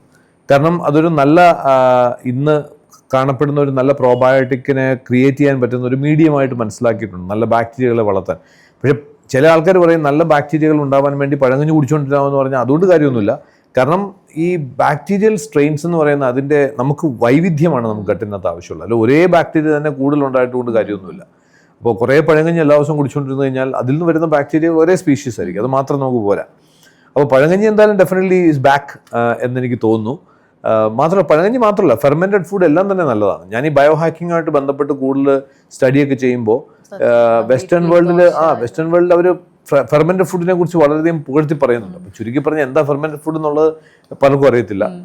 അങ്ങനെ നമ്മൾ കുറച്ചുകൂടി ഡീപ്പറായിട്ട് പോയാൽ നമ്മുടെ ഇഡ്ഡലി, ദോശ, നമ്മുടെ പിക്കിൾ ഇതൊക്കെ തന്നെ ഫെർമെൻറ്റഡ് ആണ്. ഇനി ഓയിൽസിലേക്ക് പോയാൽ ഭക്ഷണവുമായിട്ട് ബന്ധപ്പെട്ട് നോക്കുകയാണെങ്കിൽ ഈ സൺഫ്ലവർ ഓയിൽ എന്ന് പറഞ്ഞാൽ എനിക്ക് തോന്നുന്നു ചില ആൾക്കാർക്ക് ഭയങ്കര സെൻസിറ്റീവ് ആണെന്നോ, അതിനെക്കുറിച്ച് പറഞ്ഞു കഴിഞ്ഞാൽ ഭയങ്കരമായിട്ട് മോശമായിട്ടുള്ള കമൻറ്റുകളൊക്കെ താഴെ വീഴുക. എന്താണ് ഇത്രമാത്രം ഇമോഷണൽ അറ്റാച്ച്മെന്റ് എന്ന് എനിക്ക് ഇപ്പോഴും മനസ്സിലായിട്ടില്ല. എന്ന് പറഞ്ഞാൽ മലയാളികൾ കുറച്ച് പേർക്ക് സൺഫ്ലവർ ഓയിൽ എന്ന് പറഞ്ഞാൽ ഭയങ്കര സംഭവമാണ്. കോക്കനട്ട് ഓയിൽ മോശമാണെന്ന് പറഞ്ഞാൽ എന്തൊരു ഒരു ഒരു സ്റ്റൈലാണെന്ന് വിചാരിക്കുന്ന ആൾക്കാരുണ്ട്. പൊട്ടത്തരമാണ്. സത്യം പറഞ്ഞാൽ നമുക്ക് പ്രത്യേകിച്ച് മലയാളികൾക്ക് ഏറ്റവും ഇണങ്ങിയ ഓയിൽ എന്ന് പറയുന്നത് കോക്കനട്ട് ഓയിൽ തന്നെയാണ്. ഒരു കാലത്ത് അമേരിക്കൻ മെഡിക്കൽ അസോസിയേഷനോ ആണോ അതുപോലെ അമേരിക്ക ബേസ് ചെയ്തുള്ള ഏതോ ഓർഗനൈസേഷനാണ് നമ്മളുടെ കൊളസ്ട്രോൾ ലെവൽ ഉയർത്തുന്ന ഘടകങ്ങളിൽ ഒന്ന് കോക്കനട്ട് ഓയിലാണ് എന്ന് ഒരു കണ്ടെത്തലുണ്ടായിരുന്നു. അത് മാറ്റുകയും ചെയ്തു, അവരത് തിരുത്തി. അതായത് കൊളസ്ട്രോൾ നമ്മളുടെ ശരീരത്തിൽ, നമ്മുടെ ബ്ലഡിലെ കൊളസ്ട്രോൾ ലെവൽ ഉയർത്തുന്നത് ഭക്ഷണത്തിൽ നിന്നുള്ള കൊളസ്ട്രോൾ കൊണ്ടാണ് എന്ന് വിശ്വസിച്ചിരുന്നൊരു കാലം ഉണ്ടായിരുന്നു. അങ്ങനെയാണ് ഈ മുട്ടയുടെ മഞ്ഞയൊക്കെ ഒത്തിരി നഷ്ടപ്പെട്ടു പോയത്. എത്രയോ മഞ്ഞകളാണ് വില പുറത്തെടുത്ത് കളഞ്ഞത്. ഇന്നത് മാറിയിട്ട് നമ്മൾ ഡയറ്ററി കൊളസ്ട്രോളും സെറം കൊളസ്ട്രോളുമായിട്ട് വലിയ ബന്ധമൊന്നും ഇല്ല എന്നുള്ളത് വളരെ ക്ലിയർ ആയിട്ട് ഡിക്ലെയർ ചെയ്യപ്പെട്ട് കഴിഞ്ഞു. അതാണ് ഒരു വശത്തുള്ളത്. പിന്നെ രണ്ടാമത്തെ കാര്യം, അതുകൊണ്ട് ആ കോക്കനട്ട് ഓയിലിനെ വില്ലിഫൈ ചെയ്ത പരിപാടി ഉണ്ടല്ലോ, അതിപ്പം നടക്കില്ല. ഇനി സൺഫ്ലവർ ഓയിൽ എന്താണ് പ്രശ്നമുള്ളത്, എന്താ സൺഫ്ലവർ ഓയിലിനോട് നിങ്ങൾക്ക് എന്താ ദേഷ്യം എന്നൊക്കെ എന്നോട് ചോദിക്കാറുണ്ട്. ബേസിക് ആയിട്ട് നോക്കിയാൽ സൺഫ്ലവർ ഓയിൽ അങ്ങോട്ട് തീർത്തും ഞാൻ പറയുകയാണ് വില്ലനാണെന്ന് പൂർണ്ണമായിട്ട് ഞാൻ പറയുന്നില്ല. പക്ഷെ ചില ആൾക്കാരെ സംബന്ധിച്ചിടത്തോളം അവരുടെ അന്ധകനാണ്. കാരണം ഞങ്ങളിവിടെ ജനറ്റിക് ടെസ്റ്റിംഗ് ചെയ്യുന്ന സമയത്ത് നമ്മൾ കാണുന്ന ഒരു പ്രത്യേകത പൂഫ എന്ന് പറയും, പോളി അൺസാച്ചുറേറ്റഡ് ഫാറ്റി ആസിഡ് കഴിക്കുന്ന സമയത്ത്, അല്ലെങ്കിൽ പോളി അൺസാച്ചുറേറ്റഡ് ഫാറ്റി ആസിഡ് കൂടുതൽ കഴിക്കുന്ന സമയത്ത് എക്സ്പ്രസ്ഡ് ആവുന്ന ചില ജീനുകളുണ്ട് ചില ആൾക്കാരിൽ. അത് കൂടുതലും കൊറോണറി ആർട്ടറി ഡിസീസുമായിട്ട് ബന്ധപ്പെട്ട് കിടക്കുന്ന റിസ്ക് ഉള്ള ആൾക്കാരിലാണ് കാണാറുള്ളത്. സോ ഈ പോളി അൺസാച്ചുറേറ്റഡ് ഫാറ്റി ആസിഡ് എന്ന് പറയുമ്പം അതിലെ ഒരു പ്രധാനപ്പെട്ട വില്ലനാണ് നമ്മളുടെ സൺഫ്ലവർ ഓയിൽ. പിന്നെ നമ്മളുടെ omega-6 omega-3 എന്നൊക്കെ പറയുന്ന ഫാറ്റി ആസിഡ്സ് നമ്മളിപ്പോൾ പറയാറുണ്ടല്ലോ, ഇതിനൊക്കെ തമ്മിലൊരു റേഷ്യോ ഉണ്ട് നമ്മളുടെ ഭക്ഷണത്തിൽ. സൺഫ്ലവർ ഓയിലിൻ്റെ ഏറ്റവും വലിയ പ്രശ്നം ഈ റേഷ്യോ മൊത്തത്തിൽ തെറ്റിക്കിടക്കുന്ന ഒരു ഓയിലാണ് സൺഫ്ലവർ ഓയിൽ. ഹൈ omega-6 ആണ്, നമുക്ക് ആവശ്യം കൂടുതൽ omega-3 ആണ്. ഇനി ഒരു ഓയിലിൻ്റെ ഭക്ഷണത്തിൽ ഉപയോഗിക്കുന്ന ഓയിലിൻ്റെ ക്വാളിറ്റി എന്ന് ഞാൻ പറയുമ്പോൾ അത് നമുക്കുണ്ടാകുന്ന ഹെൽത്ത് ബെനിഫിറ്റ്സ് അല്ലെങ്കിൽ ഹെൽത്തിനുണ്ടാകുന്ന ഹസാർഡ് നോക്കേണ്ടത് ഏറ്റവും പ്രധാനമായിട്ട് അതിൻ്റെ സ്മോക്കിംഗ് പോയിന്റിലാണ്. അതായത് സ്മോക്കിംഗ് പോയിന്റ് എന്ന് പറഞ്ഞാൽ അതിൻ്റെ ഒരു ടോളറൻസ് ആണ് കാണിക്കുന്നത്. അത് ഏറ്റവും കൂടുതലുള്ളത് ഡെഫിനറ്റ്ലി ഗീ ആണ്. അത് ഏറ്റവും കുറവുള്ള ഓയിലുകളിലൊന്ന് സൺഫ്ലവർ ഓയിലാണ്. അപ്പോൾ അതുകൊണ്ട് സൺഫ്ലവർ ഓയിൽ ഉപയോഗിച്ച് വറക്കുക, പൊരിക്കുക ഒക്കെ വളരെ ഡിസാസ്ട്രസ് ആണ്. So I think given a chance it's better to avoid it. നമുക്ക് നല്ല അന്തസ്സുള്ള വെളിച്ചെണ്ണ ഇവിടെ ഉണ്ട്. പിന്നെ വെളിച്ചെണ്ണയുടെ നോക്കുകയാണെന്നുണ്ടെങ്കിൽ നമുക്ക് വെളിച്ചെണ്ണയ്ക്കകത്ത് തന്നെ വെർജിൻ കോക്കനട്ട് ഓയിൽ, അത് ഞാനൊക്കെയാണെങ്കിൽ എങ്ങനെ പോലെ ഒരു ദിവസം ഒരു 3 സ്പൂണെങ്കിലും അകത്താക്കും. അത് നമ്മൾ തോരനൊക്കെ മുകളിൽ ഒന്ന് സ്പ്രിങ്കിൾ ചെയ്തിട്ടാണെങ്കിലും ഒക്കെ വളരെ ബെനിഫിഷ്യലാണ്. കാരണം നമ്മുടെ ഗട്ട് ബാക്ടീരിയക്ക് വളരെ ഹെൽപ്ഫുള്ളാണ്. പ്ലസ് ഈ വെർജിൻ കോക്കനട്ട് ഓയിലിനകത്താണെങ്കിൽ MCT ഓയിൽ എന്ന് പറയും, മീഡിയം ചെയിൻ ട്രൈഗ്ലിസറൈഡ്സ്. അത് നമ്മളുടെ ഒത്തിരി ഹെൽത്ത് ബെനിഫിറ്റ്സ് ഉണ്ട്. ഈവൻ ചില ആൾക്കാർ കീറ്റോ ഡയറ്റിലേക്കൊക്കെ പോകുമ്പോൾ അവർ കൂടുതൽ ഉപയോഗിക്കുന്ന MCT ഓയിലാണ്. So a lot of benefits നമുക്ക് കോക്കനട്ട് ഓയിലിനകത്തുണ്ട്. ഓയിൽ ബേസ് ചെയ്ത് ഓയിലിനെ കുറിച്ച് ചിന്തിക്കുകയാണെങ്കിൽ ഓഫ് കോഴ്സ് ഒലീവ് ഓയിൽ വളരെ നല്ലൊരു ചോയ്സാണ്. പക്ഷെ നമ്മൾ കേരളത്തിൽ ജീവിക്കുന്ന ആൾക്കാർ, മലയാളികളെ സംബന്ധിച്ചിടത്തോളം എനിക്ക് തോന്നുന്നത് ഏറ്റവും ഐഡിയൽ ആയിട്ടുള്ള കോക്കനട്ട് ഓയിൽ തന്നെയാണ്. പിന്നെ ഫാറ്റ് മീഡിയം എന്ന് പറഞ്ഞാൽ ghee is A great idea. പിന്നെ ഇതൊക്കെ എന്നും എക്സസ് ആയ പ്രശ്നമാണ് കേട്ടോ, ഇല്ലെന്ന് പറയാൻ പറ്റില്ല. അത് അധികമായാൽ അമൃതും വിഷം എന്ന് കേട്ടിട്ടില്ലേ? അപ്പോൾ ഗീ ഒക്കെ ഒത്തിരി എക്സസ് ആയിട്ട് ചില ആൾക്കാർ നമ്മുടെ സെഷനൊക്കെ കേട്ടിട്ട് ഒത്തിരി ഗീ കഴിക്കുന്നതായിട്ട് ഞാൻ കേട്ടു. അപ്പം ഞാൻ കഴിഞ്ഞ ദിവസം പറയുകയും ചെയ്തു, ഇതൊക്കെ വാരി വലിച്ച് തിന്നാനുള്ളതല്ല. അതൊരു പ്രശ്നമാണ്. നമ്മൾ വീഡിയോ കൂടെ നമുക്കിപ്പോ ഒരു മണിക്കൂർ ഇരുന്ന് സംസാരിച്ചാലും എല്ലാം നമുക്ക് പറയാൻ പറ്റില്ല. അപ്പൊ ഗീ നല്ലതാണ്, എന്നാ പിന്നെ ഗീ തന്നെ ആക്കാം. അതൊരു അതായിക്കോട്ടെ. ആയിക്കോട്ടെ. കീറ്റോ ഡയറ്റ്, ഇപ്പൊ ഞാൻ പറഞ്ഞല്ലോ കീറ്റോ ഡയറ്റ്, ഇത് മിക്കവരും ഇപ്പൊ ഫോളോ ചെയ്യുന്ന ഒരു ഡയറ്റാണ് കീറ്റോ ഡയറ്റ്. ഇപ്പൊ തടി ഓർക്കാൻ മറ്റേ ഹെൽത്തിന്. പക്ഷെ ഈ കീറ്റോ ഡയറ്റിനും പല പ്രശ്നങ്ങൾ ഇതുപോലെ സൈഡ് എഫക്ട്സ് അല്ല, ഇതിൻ്റെതായിട്ട് വരുന്ന ഓരോ ബോണസ് പോലെ ഓരോ പ്രശ്നങ്ങൾ കേട്ടിട്ടുണ്ട്. സോ കീറ്റോ ഡയറ്റും എല്ലാ ശരീരത്തിനും ഒരുപോലെ പറ്റുമെന്ന് തോന്നുന്നില്ല. പറ്റില്ല. കാരണം പ്രത്യേകിച്ചും അത് നേരത്തെ ഒരുപക്ഷെ ഒരു ജനറ്റിക് പ്രൊഫൈലിങ്ങിനെ കുറിച്ചൊക്കെ നമ്മൾ സംസാരിക്കുന്നതിന് മുമ്പത്തെ കാലത്താണെങ്കിൽ നമുക്ക് അറിയില്ലായിരുന്നു. ചില ആൾക്കാർക്ക് കീറ്റോ ഡയറ്റ് നല്ല എഫക്റ്റ് തരുന്നു, ചില ആൾക്കാരുടെ ഹെൽത്ത് അതേപടി ഡാമേജ്ഡ് ആവുന്നുമുണ്ട്. ഇന്നിപ്പോൾ നമുക്ക് അറിയാൻ പറ്റും. അതായത് നമ്മൾ ജനറ്റിക് ടെസ്റ്റിംഗ് ചെയ്യുന്ന സമയത്ത് ഈ ഫാറ്റ് മെറ്റബോളിസവുമായി ബന്ധപ്പെട്ട ജീനുകളുണ്ട്. ഫാറ്റിനെ ബ്രേക്ക് ഡൗൺ ചെയ്യാൻ റെസ്പോൺസിബിൾ ആയിട്ടുള്ള ജീനുകളുണ്ട്. ഈ ജീനിൽ എന്തെങ്കിലും മ്യൂട്ടേഷൻ ഉണ്ടെങ്കിൽ, അതൊരു അങ്ങനത്തെ ഒരു എന്താ പറയുക എററുള്ളൊരു ജീനാണെങ്കിൽ, അതിൽ എന്തെങ്കിലും എറർ സംഭവിച്ചിട്ടുണ്ടെങ്കിൽ ആ ആൾക്കാർക്ക് ഫാറ്റിനെ മെറ്റബോളൈസ് ചെയ്യാൻ തന്നെ പറ്റുന്നില്ല. ഓക്കെ, അതാണ് ചില സമയത്ത് അവർ ഇത്രയും കാലം ഒരു പ്രശ്നമില്ല, നല്ല സ്ലിം ആയിട്ടിരുന്നു, പെട്ടെന്ന് ഒരു ദിവസം തടി വയ്ക്കുന്നു. അപ്പോൾ മേ ബി ആ ജീൻ സ്വിച്ച് ഓൺ ആയതായിരിക്കാം. ഇവരെ പിന്നെ ഒരു കീറ്റോ ഡയറ്റിലേക്കും കൂടെ കൊണ്ടിട്ട് കഴിഞ്ഞാൽ അവർക്ക് അവരുടെ ഫാറ്റ് മെറ്റബോളിസം തകരാറിലായിരിക്കുകയാണ്. ആ സമയത്ത് അവരെ ഹൈ ഫാറ്റ് ഡയറ്റിലേക്ക് മാറ്റിക്കഴിഞ്ഞാൽ അവരുടെ ആരോഗ്യം കൂടെ നശിപ്പിക്കും. അപ്പോൾ അതുകൊണ്ട് ഞാൻ പറയുന്നത് ഇത്രേ ഉള്ളൂ, നമ്മൾ എന്തെങ്കിലും ഒരു സ്പെസിഫിക് ആയിട്ടുള്ള പാറ്റേൺ അല്ലെങ്കിൽ ഒരു പാത്തിലേക്ക് നമ്മൾ കിടക്കുകയാണ്, ഒരു ഡയറ്റ് പ്ലാനിലേക്ക് കിടക്കുകയാണ്, അല്ലെങ്കിൽ ഒരു എക്സസൈസ് പ്ലാനിലേക്ക് കിടക്കുകയാണ്, ഡെഫിനറ്റ്ലി നമ്മുടെ ജനറ്റിക് പ്രൊഫൈലും നമ്മളുടെ മെറ്റബോളിക് പ്രൊഫൈലും ഒന്ന് ടെസ്റ്റ് ചെയ്തിട്ട് തന്നെ പോവുക. ഈ ഹൈറോക്സ്, ഇവിടെ ഹൈറോക്സിൽ പാർട്ടിസിപ്പേറ്റ് ചെയ്യുന്ന പലരും ഇവിടെ ഒന്ന് ട്രെയിൻ ചെയ്യാനൊക്കെ വരാറുണ്ട്. ഇവിടെ നമ്മുടെ ബയോഹാക്ക് സെൻറ്ററിൽ റെഡ് ലൈറ്റ് തെറാപ്പി അതൊക്കെ ഉള്ളതുകൊണ്ട്. അപ്പോൾ ഇവരെല്ലാം ആദ്യം ചെയ്ത മിസ്റ്റേക്കുകൾ പലതും ചെയ്തിട്ടുള്ളത് ഈ പറയുന്ന തരത്തിൽ അങ്ങ് പോവുകയാണ്. കുറേ വർക്കൗട്ട് ചെയ്യുന്നു, പിന്നെ പോകുന്നു, ടയർഡ് ആവുന്നു, ബേൺഡ് ഔട്ട് ആവുന്നു. സോ നമുക്ക് ചില മിനറലുകൾ നമുക്ക് ഒരുപക്ഷെ ജനറ്റിക്കലി ഡിപ്രൈവ്ഡ് ആയിരിക്കാം, അതൊന്ന് ഫിക്സ് ചെയ്യുക. വൈറ്റമിൻസ് ഒന്ന് ഫിക്സ് ചെയ്യുക. ജനറ്റിക്കലായിട്ട് തന്നെ ഡിപ്രൈവ്ഡ് ആയിട്ടുള്ളവരുണ്ട്. നമ്മുടെ ഭക്ഷണത്തിൽ നിന്ന് മാത്രം ജനറ്റിക്കലി തന്നെ അവർക്ക് അബ്സോർബ് ചെയ്യാനുള്ള കപ്പാസിറ്റി കുറവാണ്. ഏറ്റവും ഇൻട്രസ്റ്റിംഗ്ലി കേരളത്തിൻ്റെ അവസ്ഥ നോക്കുകയാണെന്നുണ്ടെങ്കിൽ, കേരളത്തിൽ നമ്മൾ കാണുന്നത്, കേരളത്തിൽ ഞങ്ങൾ ഒരു റാൻഡമായിട്ടൊരു 500 സാമ്പിൾസ് കേരളത്തിൽ നിന്ന് ടെസ്റ്റ് ചെയ്യുമ്പോൾ എനിക്ക് തോന്നുന്നൊരു അതിനകത്തൊരു 83% ആൾക്കാരിലും ടൈപ്പ് 2 ഡയബറ്റീസിന് ഹൈ റിസ്ക് ഉള്ള ജീൻ ഉണ്ട്. അത് എല്ലാവരും പ്രതീക്ഷിക്കുന്നത് തന്നെയാണ്. പക്ഷേ അതിനേക്കാൾ അത്ഭുതകരമായി തോന്നിയത് ഈ 83% ആൾക്കാരിലും, അതായത് ഈ 83% ആൾക്കാരെ നോക്കുകയാണെങ്കിൽ ഏകദേശം 90% കൂടുതൽ ആൾക്കാരിലും ജനറ്റിക്കലി മഗ്നീഷ്യം എന്നുള്ള മിനറലിനെ അതിനെ അബ്സോർബ് ചെയ്യാനുള്ള കപ്പാസിറ്റി കുറവാണ്. ജനറ്റിക്കലി അബ്സോർപ്ഷൻ ഡിപ്രൈവ്ഡ് ആണ്. അപ്പോൾ അതൊക്കെ മനസ്സിലാക്കാതെ നമ്മൾ എന്തെങ്കിലുമൊക്കെ സ്പെസിഫിക് ആയിട്ടുള്ള ഡയറ്റ് പ്ലാനിലേക്കോ എക്സസൈസ് പ്ലാനിലേക്കോ പോകുന്നത് പലപ്പോഴും ഒരു ഭയങ്കര മേജർ ഡിസാസ്റ്ററായിട്ട് മാറിയെന്ന് വരാം. ഇത് പറഞ്ഞപ്പോഴാണ് ഇപ്പോൾ ഞാനിപ്പോൾ എനിക്കൊരു കുഞ്ഞുണ്ട്. നമ്മളൊരു കുഞ്ഞ് കുറച്ച് വലുതായി കഴിഞ്ഞ് കഴിഞ്ഞാൽ ചെളിയിലും മണ്ണിലൊക്കെ കളിക്കുമ്പോൾ നമ്മൾ ആദ്യം പറയാം, ചെരിപ്പിടാണ്ട് അവിടെ കളിക്കുന്നേ, മണ്ണിലും എന്തെങ്കിലും കളിക്കുന്നത്. ഇപ്പം എല്ലാവരും നമ്മളെന്നെ ഒന്ന് മുതിർന്ന ആളൊന്ന് പുറത്ത് ചെരിപ്പില്ലാണ്ട് നടന്നു കഴിഞ്ഞാൽ എന്താ ചെരിപ്പൊന്നും എന്താ ചെരിപ്പിടാത്ത. പക്ഷെ നമ്മൾ ഈ ബെയർ ഫൂട്ടായിട്ട് നടക്കണതിൻ്റെ ഇമ്പോർട്ടൻസ്, അല്ലെങ്കിൽ എന്തിനാണ് ഈ നമ്മളെ പാദം മണ്ണിൽ പതിയണം അതിൻ്റെ ഇമ്പോർട്ടൻ്റ്, അതിൻ്റെ കാരണം മിക്കവർക്കും ഇപ്പോഴും അറിയില്ല. അതിൻ്റെ അല്ലെങ്കിൽ ഒരു സയൻറ്റിഫിക് വശം എന്തെന്നുള്ളത് അറിയത്തില്ല. അതെന്തുകൊണ്ടാണ് പറയുന്നത്? മെയിൻലി ഈ നമ്മളുടെ ശരീരത്തിൻ്റെ ഒരു സയൻസ് വളരെ സിമ്പിളായിട്ടുള്ള ബേസിക് സയൻസ് നോക്കുകയാണെന്നുണ്ടെങ്കിൽ ഈ 10-20-30 ട്രില്യൺ കോശങ്ങളുണ്ടെന്ന് പറയുന്നത്. ഈ കോശങ്ങൾ എല്ലാം തന്നെ അതിനൊക്കെ ഒരു ഇലക്ട്രോ മാഗ്നറ്റിക് ഫീൽഡുണ്ട്. ബേസിക്കലി ഇതെല്ലാം എനർജി പ്രൊഡ്യൂസ് ചെയ്തുകൊണ്ടിരിക്കുകയല്ലേ. ഒരു സെല്ലിന് ഏകദേശം 1000-2000 മൈറ്റോകോൺട്രിയ ഉണ്ട്. മൈറ്റോകോൺട്രിയ എന്നാൽ പവർ ഹൗസസ് എന്ന് പറയും. ഇതിങ്ങനെ കണ്ടിന്യൂസ്ലി എനർജി പ്രൊഡ്യൂസ് ചെയ്തുകൊണ്ടിരിക്കുകയാണ്. സോ അവിടെ ഒരു എനർജി ഫീൽഡ് ക്രിയേറ്റ് ചെയ്യുന്നുണ്ട്, ഇലക്ട്രോ മാഗ്നറ്റിക് ഫീൽഡ് ക്രിയേറ്റ് ചെയ്യുന്നുണ്ട്. സോ ചുരുക്കി പറഞ്ഞാൽ നമ്മൾ as such we have an electromagnetic field around us. നമ്മുടെ വീട്ടിനകത്തുള്ള എല്ലാ എക്യുപ്മെൻറ്റ്സും നമ്മൾ എർത്ത് ചെയ്യുന്നുണ്ട്. നമ്മുടെ ശരീരം മാത്രം എർത്ത് ചെയ്യാതിരിക്കുന്ന അവസ്ഥ ഒന്ന് ആലോചിച്ച് നോക്കൂ. അപ്പം എർത്തിങ് എന്ന് പറഞ്ഞാൽ ഭൂമിയായിട്ടൊന്ന് കണക്ട് ചെയ്യുക എന്നുള്ളതാണ്. വിട്രിഫൈഡ് ടൈൽസിൽ ഇട്ട പ്രതലത്തിൽ കൂടെയാണ് നമ്മൾ മിക്കപ്പോഴും നടക്കുന്നത്. സോ ലിമിറ്റഡ് ആയിട്ടുള്ള ഒരു കണക്ഷൻ മാത്രമേ നമുക്ക് കിട്ടുന്നുള്ളൂ. അതിന് മുകളിൽ നമ്മൾ ചെരുപ്പും കൂടി ഇടും, വീടിനകത്താണെങ്കിൽ പോലും. അപ്പോൾ പർപ്പസ്ഫുൾ ആയിട്ട് നമ്മൾ കുറച്ച് സമയമെങ്കിലും ആഴ്ചയിൽ അപ്പാർട്ട്മെൻറ്റിലും സിറ്റിയിലും ഒക്കെ താമസിക്കുന്നവരാണെങ്കിൽ അറ്റ്ലീസ്റ്റ് 2-3 ദിവസമെങ്കിലും ഒരു 10 മിനിറ്റ് വീതമെങ്കിലും മണ്ണുമായിട്ട് സ്പർശിക്കാൻ തുടങ്ങിയാൽ നിങ്ങൾക്ക് തന്നെ അത് എക്സ്പീരിയൻസ് ചെയ്യാം എന്ത് വ്യത്യാസം ഉണ്ടാകുന്നുള്ളത്. അതല്ല അതിന് വീട്ടിലൊക്കെ താമസിക്കുന്ന ചുറ്റും കുറച്ച് പറമ്പൊക്കെ ഉണ്ടെങ്കിൽ എല്ലാ ദിവസവും ഇറങ്ങി കുറച്ച് നേരം പറമ്പിൽ കൂടെ നടക്കുക, അല്ലെങ്കിൽ ലോണിൽ കൂടെ നടക്കുക, ബീച്ചിൽ കൂടെ നടക്കുക.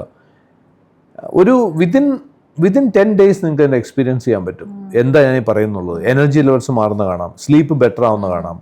നമ്മൾ രാത്രിയിൽ ഭക്ഷണം കഴിച്ചിട്ട് സപ്പോസ് നമുക്കൊരു ലോണോ അല്ലെങ്കിൽ വീടിന് ചുറ്റും പറമ്പോ ഒക്കെ ഉണ്ടെങ്കിൽ രാത്രി ഭക്ഷണമൊക്കെ കഴിച്ച ശേഷം ഒരു 10 മിനിറ്റ് ഒന്ന് നടന്നു നോക്കുക, അതും ഈ പറഞ്ഞ പോലെ ബെയർ ഫുഡായിട്ട്. You will see the difference. അപ്പോൾ അവിടെ അതിനകത്ത് പ്രത്യേകിച്ച് എന്ത് തെളിവുള്ളതെന്ന് വെച്ചാൽ നിങ്ങൾക്ക് തന്നെ അറിയാൻ പറ്റുന്നുണ്ടാവും. എനിക്കറിയാവുന്ന ചില ആൾക്കാരെ ഈ പെരിഫറൽ ന്യൂറോപ്പതി എന്നൊക്കെ പറഞ്ഞാൽ അതിൻ്റെ പ്രിലിമിനറി കൈക്കും കാലിനും തരിപ്പ് എന്നൊക്കെ പറഞ്ഞ ചില കേസുകളൊക്കെ. അപ്പോൾ അവരിൽ പല ആൾക്കാരും ഇങ്ങനെ, അത് ഞാൻ അങ്ങോട്ട് പറഞ്ഞുകൊണ്ടല്ല, പല വീഡിയോയിൽ കണ്ട ശേഷം അവർ കമൻസ് ആയിട്ട് അയക്കാറുണ്ട്. വലിയ വ്യത്യാസം കാണുന്നുണ്ട് 2 ആഴ്ചയൊക്കെ തന്നെ. അതുകൊണ്ട് ഇത്രയും വ്യത്യാസം, നമ്മൾ പ്രകൃതിയുമായുള്ള കണക്ഷൻ പോയത് എന്തുമാത്രം ഒന്നും ഇപ്പം മനസ്സിലാവുന്നു. So these are all important. Actually ഇതൊക്കെ വെസ്റ്റേൺ വേൾഡ് ബയോ ഹാക്സ് ആയിട്ടാണ് പറയുന്നത്. ഗ്രൗണ്ടിങ്, എർത്തിങ് എന്നൊക്കെ ബ്രാൻഡ് ചെയ്തിട്ടുണ്ട് ഇതിനെ. അപ്പം നമ്മുടെ ഇവിടെയൊക്കെ സുലഭമായിട്ട് നമ്മുടെ മുത്തശ്ശന്മാരും മുതുമുത്തശ്ശന്മാരും ഒക്കെ ചെയ്തുകൊണ്ടിരുന്ന കാര്യമാണ്. പക്ഷേ some or other we missed it. നമ്മൾ ഈ ലോഞ്ചിവിറ്റി സയൻസ്, ബയോ ഹാക്കിംഗ് എന്നൊക്കെ പറയുമ്പോൾ ആൾക്കാർ എന്താ ഈ സാധനം, ഇത്ര കോംപ്ലിക്കേറ്റഡ് അല്ല. ഇപ്പം പറഞ്ഞിട്ട് ഇത് ഇത്രയും സിമ്പിളായിട്ട് നമുക്ക് സിമ്പിളായിട്ട് മനസ്സിലാക്കാനും പറ്റും, സിമ്പിളായിട്ട് നമുക്ക് ഈ ഹാക്സ് ഫോളോ ചെയ്യാനും പറ്റാവുന്ന. ആക്ച്വലി 4 സ്ട്രോങ് ഫൗണ്ടേഷൻ നമുക്ക് ഫോളോ ചെയ്യാൻ പറ്റിക്കഴിഞ്ഞാൽ നമുക്ക് ലൈഫിനെ ബ്യൂട്ടിഫുൾ ആക്കാൻ പറ്റും. ഒന്ന്, പ്രോപ്പർ ന്യൂട്രീഷൻ.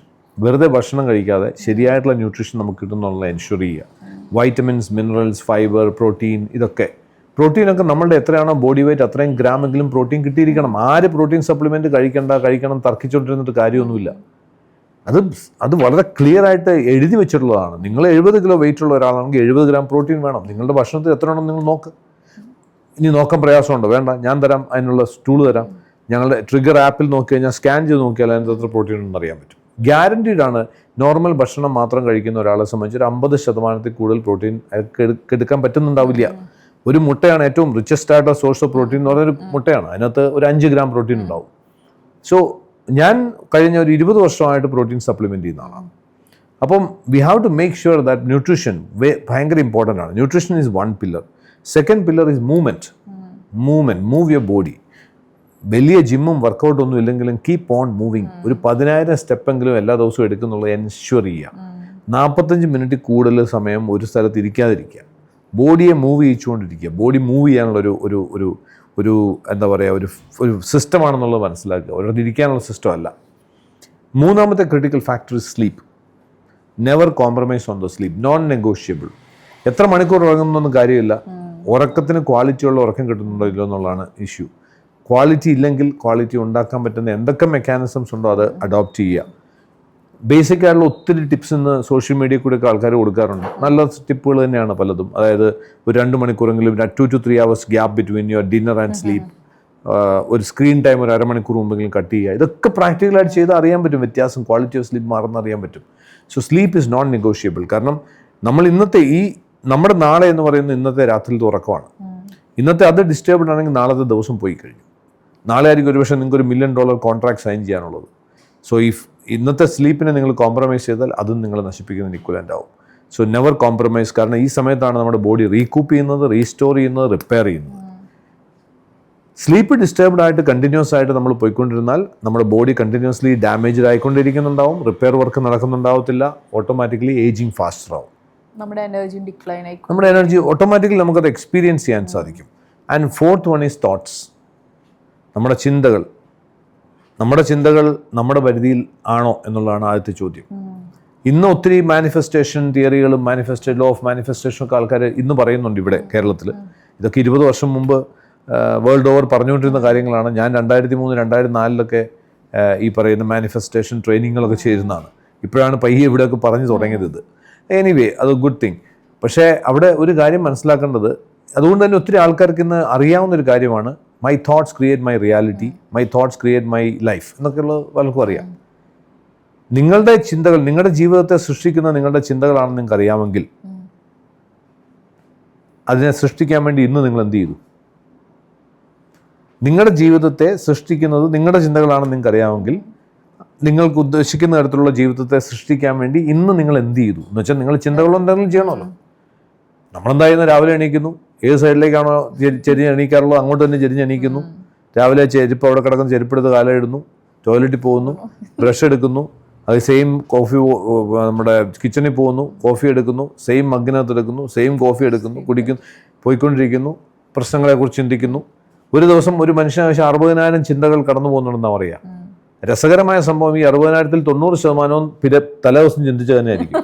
ആലോചിച്ച് നോക്കൂ. So what are we doing about our thoughts? അപ്പോൾ ഏറ്റവും ക്രിട്ടിക്കൽ, ചില ആൾക്കാർ എനിക്ക് പറ്റുന്നില്ല ഒന്നും, ചിന്ത എൻ്റെ കൺട്രോളിലല്ല. അപ്പം നിങ്ങളുടെ കൺട്രോൾ, നിങ്ങളുടെ സ്വന്തം ചിന്തകൾ പോലും പിന്നെ നിങ്ങൾ ആരെ കൺട്രോൾ ചെയ്യാനാണ് പോകുന്നത്? So B conscious of your thought. ചിന്തകളെ കൺട്രോൾ ചെയ്യാൻ പറ്റത്തില്ല. നമ്മൾ എന്താണ് ചിന്തിക്കുന്നുള്ളതിനെ കുറിച്ച് ചിന്തിക്കാൻ പറ്റുമോ? പറ്റണം. മെറ്റാകോഗ്നിഷൻ എന്ന് പറയുന്നത് ഏറ്റവും കൂടുതൽ സംസാരിക്കപ്പെടുന്ന ഒരു വിഷയമാണ്. Thinking about what you think, അതിനാണ് കോൺഷ്യസ്നെസ് എന്ന് പറയുന്നത്. നമ്മൾ കോൺഷ്യസ് ആയിട്ട് ഞാൻ എന്താണ് ചിന്തിക്കുന്നുള്ളതിനെ കുറിച്ച് ഞാൻ കോൺഷ്യസ് ആയിരിക്കണം. എൻ്റെ ജീവിതത്തെ സൃഷ്ടിക്കുന്ന എൻ്റെ ചിന്തകളാണെങ്കിൽ എന്ന് ഞാൻ വിശ്വസിക്കുന്നെങ്കിൽ ആ ചിന്തകൾ എന്തായിരിക്കണം എന്നുള്ളത് എൻ്റെ കൺട്രോളിലായിരിക്കണം. അപ്പം ഞാൻ രാവിലെ എണീറ്റ് കഴിഞ്ഞാൽ ഏത് തരത്തിലുള്ള ചിന്ത, ഏത് തരത്തിലുള്ള ഒരു ദിവസമാണെന്ന് ഞാൻ സൃഷ്ടിക്കേണ്ടതെന്നുള്ളത് ഞാൻ ഇപ്പോഴും ചിന്തിച്ചു തുടങ്ങും. എൻ്റെ ലൈഫിൻ്റെ ഇനി മുന്നോട്ടുള്ള എൻ്റെ ജീവിതം എങ്ങനെ ഉണ്ടാവണം എന്നുള്ളതിനെക്കുറിച്ചുള്ള ചിന്തകൾ ഞാനിപ്പോൾ രൂപവൽക്കരിക്കണം. So thoughts are so crucial. കാരണം ഈ ചിന്തകളാണ് ഈ 3 ഫാക്ടർ ഞാൻ പറഞ്ഞല്ലോ അതിന് മുമ്പ്. ന്യൂട്രീഷൻ പറഞ്ഞു, മൂവ്മെൻറ്റ് പറഞ്ഞു, സ്ലീപ്പ് പറഞ്ഞു. ഈ 3നെയും ഇൻഫ്ലുവൻസ് ചെയ്യാൻ കേപ്പബിൾ ആയിട്ടുള്ള ഒന്ന് ചിന്തകളാണ്. സത്യം. അപ്പോൾ ഈ നാല് കാര്യങ്ങളെ ഒന്ന് നമ്മൾ പ്രോപ്പറായിട്ട് ഒപ്റ്റിമൈസ് ചെയ്യാൻ സാധിച്ചു കഴിഞ്ഞാൽ, ഒന്നിനെ മാക്സിമൈസ് ചെയ്യേണ്ട, ഒപ്റ്റിമൈസ് ചെയ്യാൻ സാധിച്ചു കഴിഞ്ഞാൽ you can see life in a completely different way.